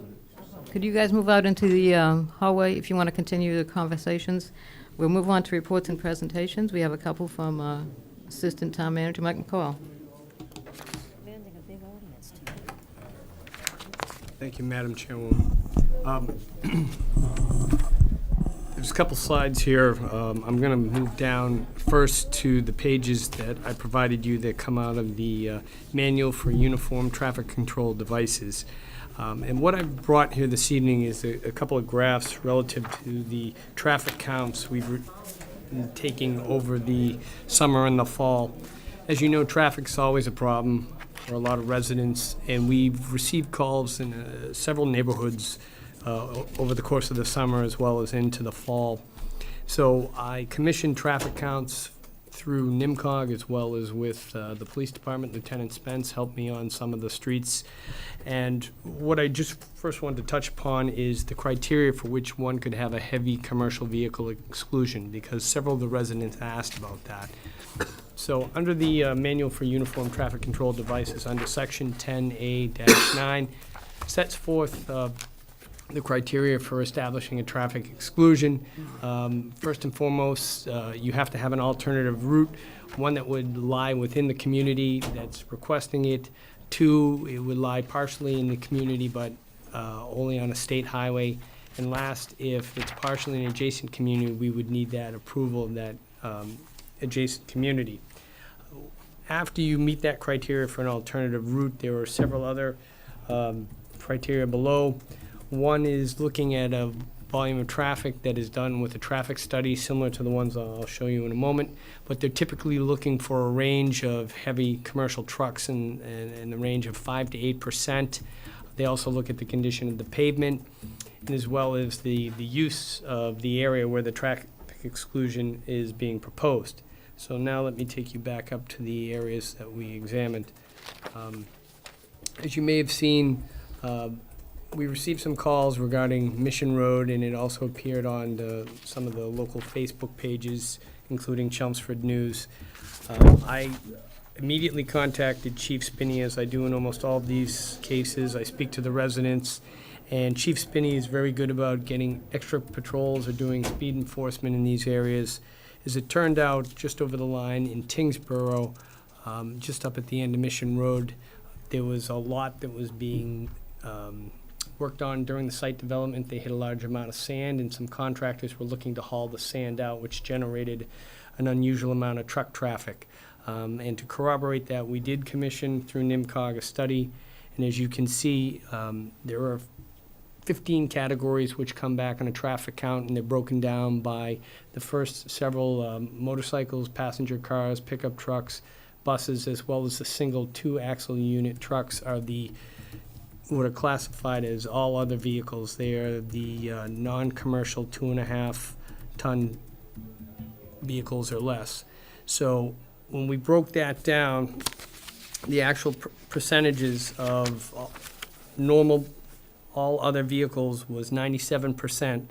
Only 2% of the traffic coming down Mission Road was the necessary commercial vehicles that one would be looking at to have an exclusion. So it fell well below the 5%. So the criteria there really wouldn't be met to have a traffic exclusion. Since that time, we haven't had any real feedback in a negative way. We've had some positive feedback that the trucks have dissipated. So for right now, that area is doing well. Similarly, we examined Swain Road in September. That had slightly higher rates of commercial traffic. It was 4.8% of the traffic out there was commercial vehicles, just slightly below that threshold. They're looking for the 5 to 8%. The only difficulty here would be to determine whether or not those are some of our own DPW trucks that are going back and forth over Swain Road. Some of it could be attributed to the traffic coming down Mission Road from the site work that was being done, as well as possibly from Newport operating off a ledge road, but we would have to do further investigation. The difficulty with Swain Road was if the board were to consider a traffic exclusion, we would have to look for an alternative route. And really what you would wind up doing is sending any trucks that are on Route 40 down into Vinyl Square, and they would either have to come back up Dunstable Road or come up 3A and then cut in through one of those side streets like Cross Street. So I'm not sure if there is a really viable alternative to reroute traffic around Swain Road. But at this point, we don't necessarily have the criteria to warrant a traffic exclusion, so it may not be something the board is interested in doing at this time. The majority of calls that I've received about traffic over the summer were really in the areas of Carlton Ave and Sprague Avenue, which are in East Chelmsford, on the Carlisle Street, Gorham Street end of Brick Kiln Road. And again, the police department has been very good in responding to my requests for additional enforcement and patrolling of the area. Lieutenant Spence helped me with the traffic counts up that area. I had a bunch of residents sending me photographs of UPS and other contracted carriers coming down those streets. But again, the numbers, when we were looking at them, they were just barely 1% of the traffic over Carlton was commercial vehicles over 2.5 tons, and just under 1% on Sprague Avenue. What I have done, though, is I have met with the facilities manager over at UPS, and we're working together. They've been instructing their drivers as well as their contractors with specific directions, giving them GPS coordinates, telephone numbers for the dispatch, so that there is a problem if they overshoot the left-hand turn coming off of Route 3, that they can try and reroute themselves without going down to Route 3A and coming up and trying to come back in the back end of Brick Hill Road. One of the things I'm going to be working with UPS to see if we can get some better signage along 129, so when the trucks do get off Route 3, we could have a sign on the right-hand side of the road saying UPS facility next left. Hopefully that would also put some type of information out to ensure the trucks make the turn and not overshoot it and have to readjust by coming in the back way. The only areas that we really did see traffic that was in excess in the 5 to 8% range, the 5 to 8% range, was along Ledge Road. As you may recall, Newport Materials bought the quarry from LeMessurier back in March. We commissioned our first study in May, which is in the blue on the two graphs that you have for Ledge Road. And then the second study that we did in the fall, Ledge Road South, which I'll explain in a minute, was done in September, and Ledge Road North was done in October. And when I say Ledge Road South and North, they did counts at two different ends of Ledge Road. Ledge Road is on a slight angle, so the southernmost part is from Oak Hill Road up to the quarry, and the northern part is from Oak Hill out to Dunstable Road. And there was some difference in the numbers, that there's heavier truck traffic down the end near the quarry. But what you're seeing on these charts, the combined averages on the southern part of Ledge Road, which is the closest end to the quarry, about 35% of the traffic on that end is heavy commercial truck traffic. And on the end closer to Dunstable Road, it's about 17%. Either of those sets of numbers would warrant a traffic exclusion. The problem is there is no outlet on Ledge Road, as you know. It goes up to the quarries, and there is a dirt road connecting the quarries to the front portion of Newport's property, where they have a truck exclusion going out on Route 40. In order for us to apply to Mass DOT for a truck exclusion, because Ledge Road lies partly in an adjacent town, we would have to have some type of permission or agreement with the town of Westford to allow those trucks to exit out through those dirt roads connecting the property. And based on the current agreement between Newport and the town of Westford, I don't see that as a reality. So for the moment, we're continuing to monitor the traffic out there. I know I have received numerous complaints from some of the longtime residents who have seen the marked increase, evident by the numbers we have here. But since Newport has come in, the amount of trucks that are starting to roll down there has increased. And if you have any questions, I'd be happy to answer them for you. Go ahead, Glenn. How long does a study take to do? Some of these we did for a full week, but typically for the criteria here, it has to be at least 24 hours. But some of the ones that were run up on Ledge Road were for several days. So do we pay for that? NIMCOG is doing those for us, and the police department has been doing, and I'm not aware that we're being charged for anything. Thank you. So these numbers here, these per day? Some of them are for 24-hour periods, other ones are for, left the actual numbers behind, but I believe the Ledge Road ones were for a period of days.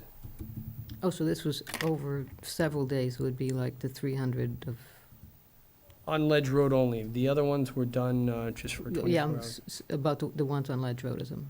Mhm. Okay, so that's not per day, that's, No. okay. I was really looking for percentages, because Yep. that's what the criteria set upon the percentage of vehicles going over the roads. Percentage criteria by the Department of Transportation, is that what you? Yes. Thank you.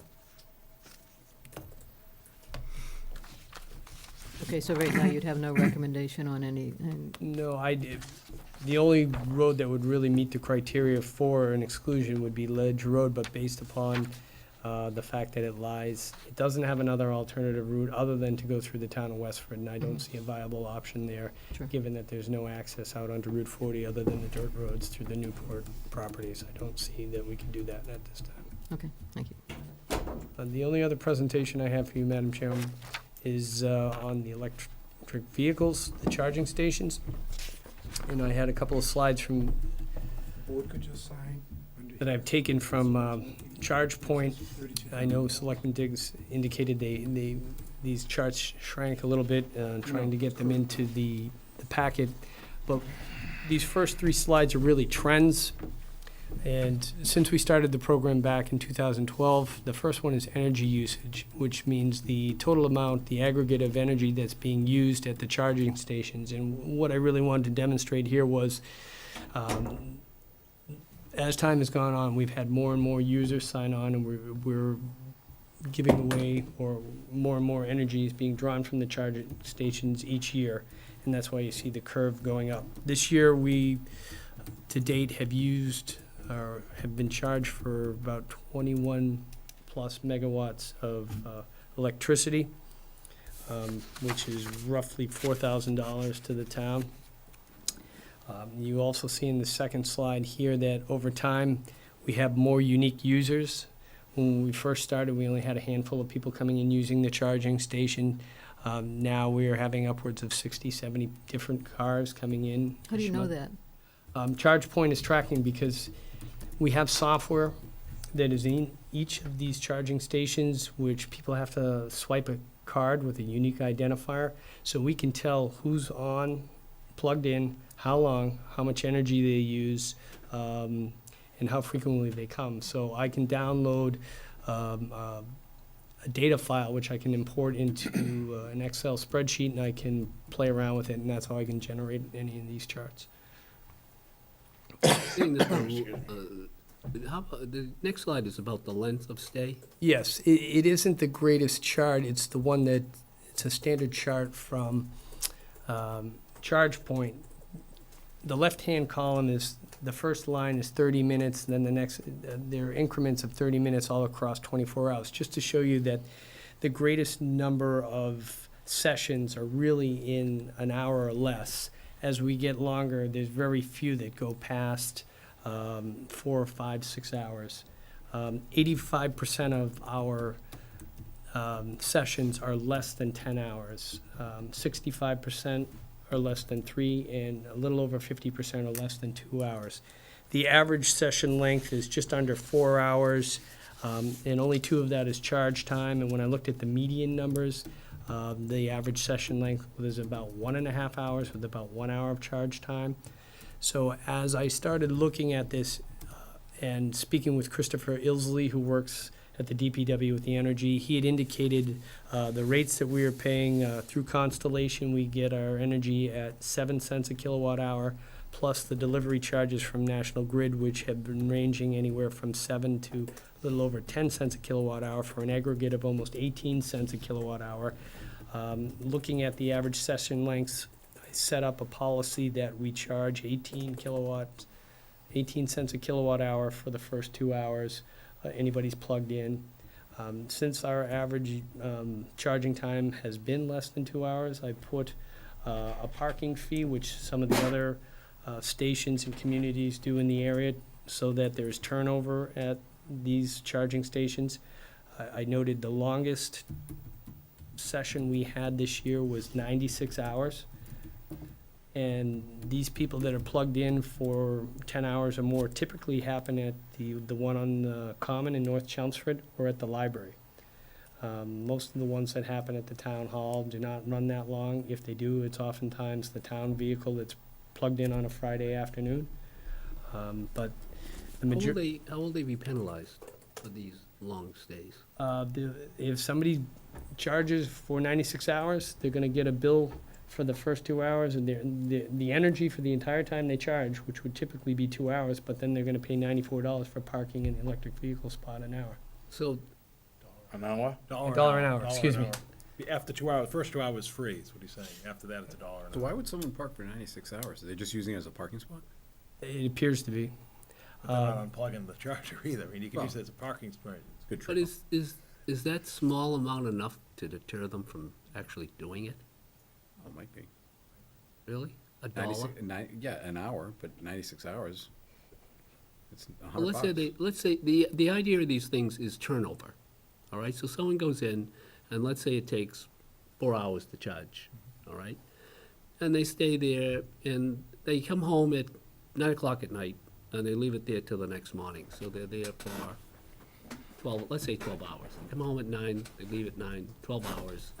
So the first, how many hours? 2 hours. 2 hours, and then they pay $7 more. Is that enough? Yeah, but they could just unplug their car and then they wouldn't get charged anything, correct?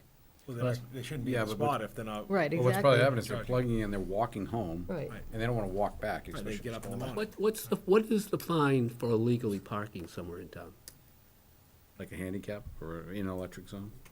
I don't have that information. And is this considered illegal parking if they're parked in front of a, No. Well, I guess, Charging It's station. not posted, is it? right, okay.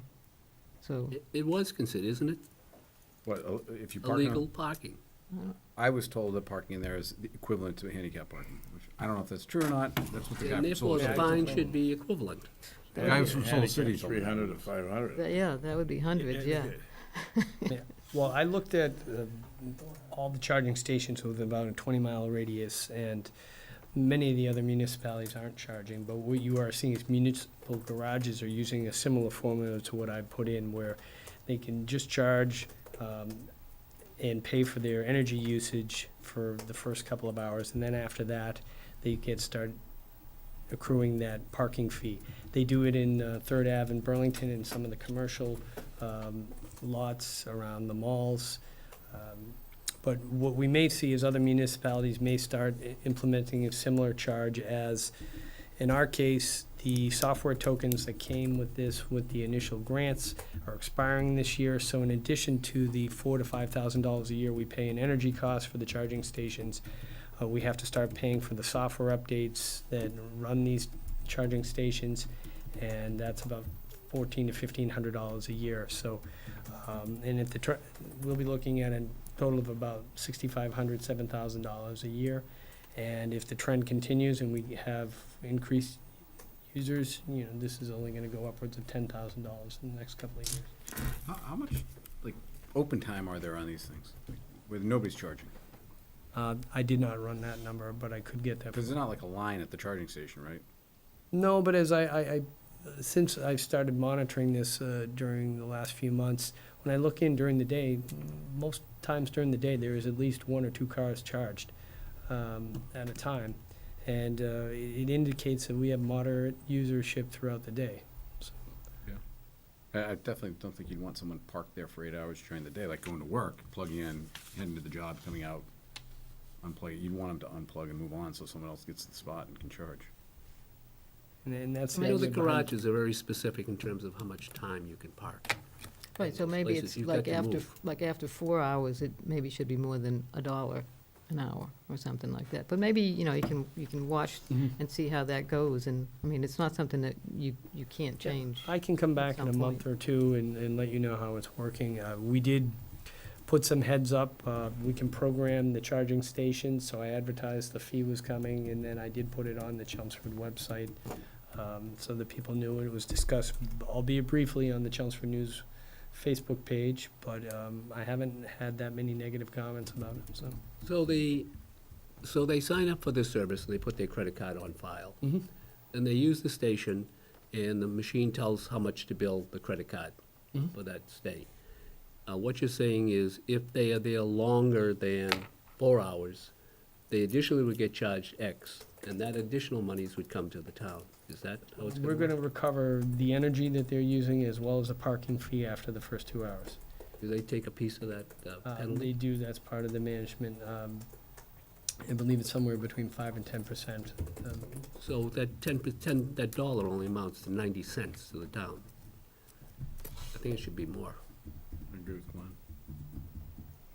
How many cars, I mean, you've got this graph, but what is the number of cars in a given week that are actually abusing the policy?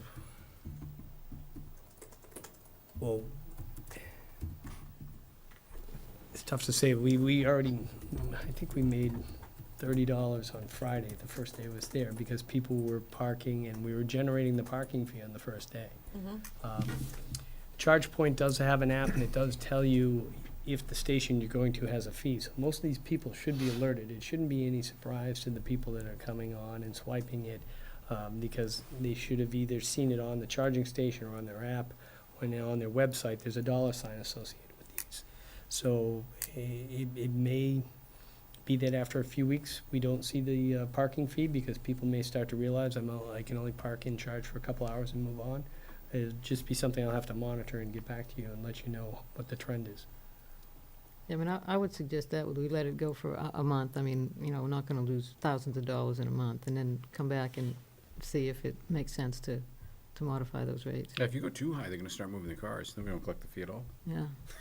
In the way I worded the notice on the website, and as well as the one that went out to Facebook, was that, you know, we're trying to, at a minimum, cover our costs, and that we would amend the fee up or down as time required, depending upon what the board wishes, and to ensure that we are covering all of our bases for the taxpayers.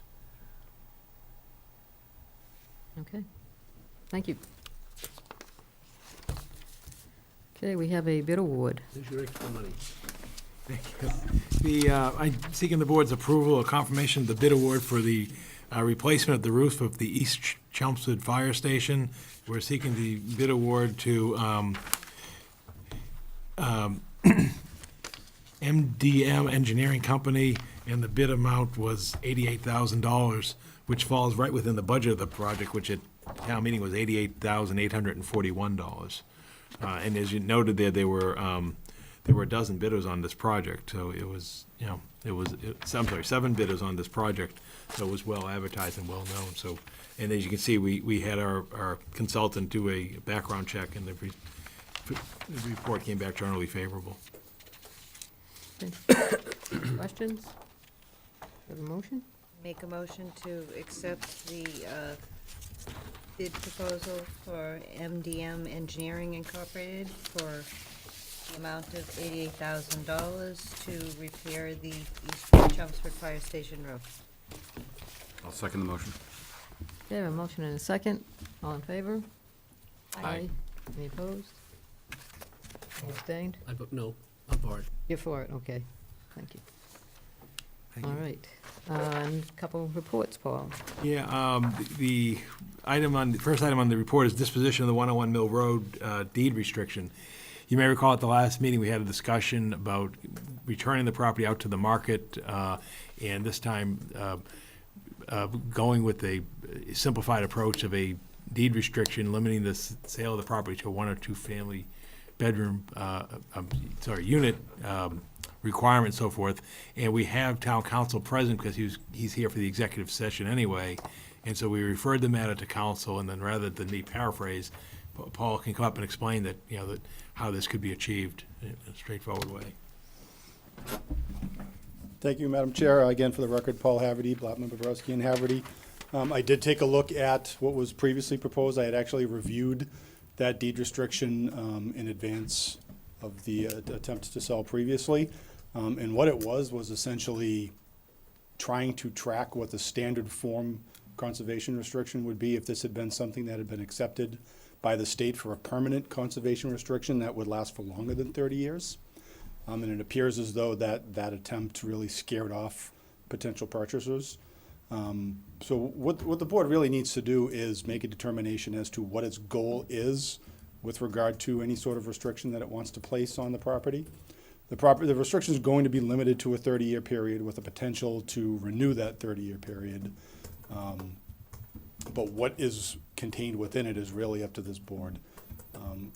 And what it really needs to do is weigh the two considerations. You know, to what extent do you want to load it up with potential conditions and requirements that protect a particular goal that the town has with regard to the property, and weigh that against, you know, how badly that's going to impact the marketability of the property.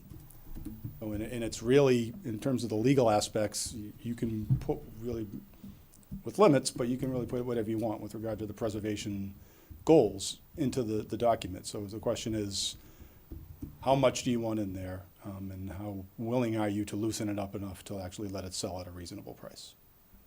Well, I think our discussion at our last meeting was that, yeah, we wanted it to be, instead of a 30-page document, maybe a 1 or 1.5-page document that protected the exterior. I mean, people can chime in for what they also recall, and the use, I presume, as well. And the use, yes, absolutely. And the use was 1 or 2 family. Right.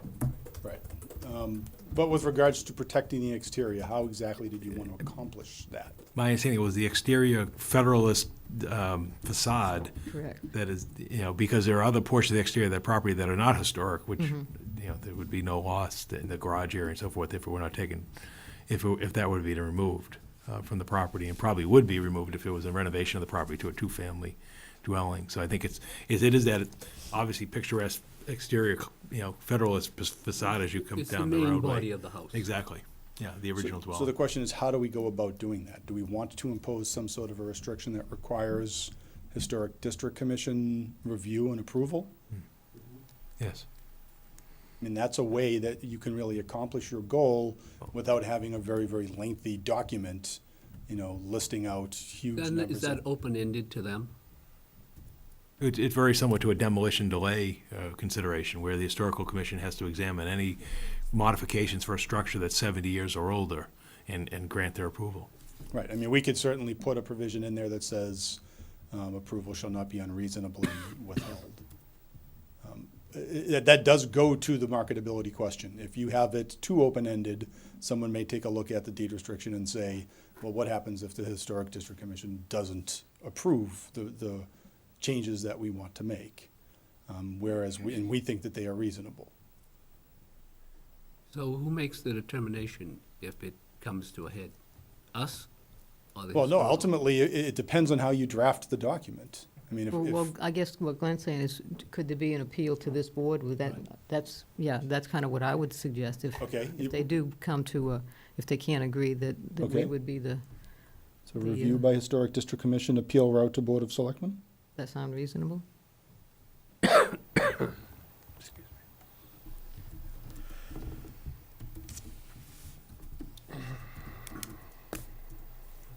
So I can certainly incorporate those into a deed restriction that shouldn't take more than 2 pages. Okay. Sounds good. Okay? And now, that will be defined to the main body of the house exterior only? Mm-hmm. Okay. And the Federalist style of it. Right. Correct. How long would you need to draft that? Shouldn't take very long. I know John is anxious to move along. Well, then why don't I work on it tomorrow? At this point, we'll probably market it in January, because we're probably not gonna see a lot of activity between the holidays. yeah. But we can get it out there, but then not have anything due and, you know, real deadlines until a little ways into January, so people have time to pick it up after the holidays. It's really going to be just me slicing most of what is in the current. I'll have the descriptions already there, and then I'll just take and add those couple provisions. It's not a long task by any stretch. So you'll slice it, and does that go in front of the Historic Commission for approval? It just comes to us at that point, okay. I don't know if anybody else received an email today asking if we'd put a 1-month stay on the vote for this, Oh, but I mean, I received one about delaying it, but, I mean, it's not gonna be, we're not really doing anything tonight. We're just changing the way that it would be marketed. Sort of like a 1 month stay by the time At we get it least, through. right, Yeah. and I think it Okay. would be, you know, it'd go through the same bid process, right, Paul? Mm-hmm. Where it'd be a sealed bid, and you'd Mhm. probably allow 6 Right, weeks or something like that. Nothing gets approved or awarded until this Board of Selectmen votes to accept the award proposal. Yeah. And like I said, that'll be at least a month. You're probably talking 6, 7 weeks, probably talking to January. Okay, thank you. And then the next item under my report is the Keno notification. As per the board's policy, we did receive a notice from the Mass Lottery Commission that the establishment at 75 Princeton Street has applied for a Keno license, and that unless there's any objections within 21 days, that license will be granted. And I think, in fact, we've learned in the past, even if you do object, they still grant the license. But it's just notification to the board on that. And then the last thing I have, it was passed to me from the assessor. In light of your vote earlier this evening, you do need to sign off on the tax classification document so that can be submitted with your signatures to the Department of Revenue, because we have to have the file processed and the bill is issued by the end of this calendar month. And so Frank Green has provided me the document. There are no lines, but you sign on the bottom half of the blank part of the page. But he also did ask that I notify you in accordance of the excess levy capacity for the current fiscal year is $32,319.87. And that's basically a rounding error because because of the value of property and the rate. So what we will do is once we will submit, that will be submitted electronically, followed by originals, and then we expect approval shortly. Once that is done, we'll notify you of the exact rate, because it isn't approved until that's approved by the Department of Revenue, and then the values are there, and then we will get the bills out by the 2nd of January. Okay, is that it? That's it, thank you. Okay, next thing is our annual license renewals. So, Laura, I will let you decide how you want to read them all, or prefer this to do an as presented. I just had a quick question as I'm going through on the contingencies. A couple of them say will not review. What does that? That means they're closing, or they just not going to renew that license. So they're on our list, but when they're not getting a new license? Correct. So if you were going to read them, you wouldn't read them. Okay. No, I'm not And gonna. this is easier. Okay, I would like to make a motion to approve the alcohol license renewals as presented. I'll second the motion.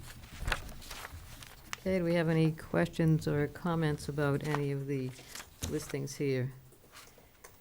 We'll note there is at least one restaurant that will be closing, Cancun Mexican Restaurant on Chelmsford Street. Kind of like the yogurt saga we had, There you where you had go. an influx of, and then they sort of. Oh, and Omega receded. Pizzeria has Omega closed as well. has been closed for a while, and they apparently will not be reopening. Okay, we have a motion and a second. Any other discussion, comments, questions? All in favor? Aye. Aye. Thank you. Make a motion to approve the auto dealer license renewals as presented. I'll second the motion. Okay, any questions, comments about those? All in favor? Aye. And I will make a third motion to approve the common victular license renewals as presented. I will second the motion. Okay, motion and a second. Any questions or comments about those? All in favor? Aye. Aye. Okay.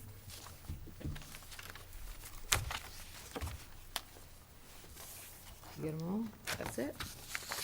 Okay.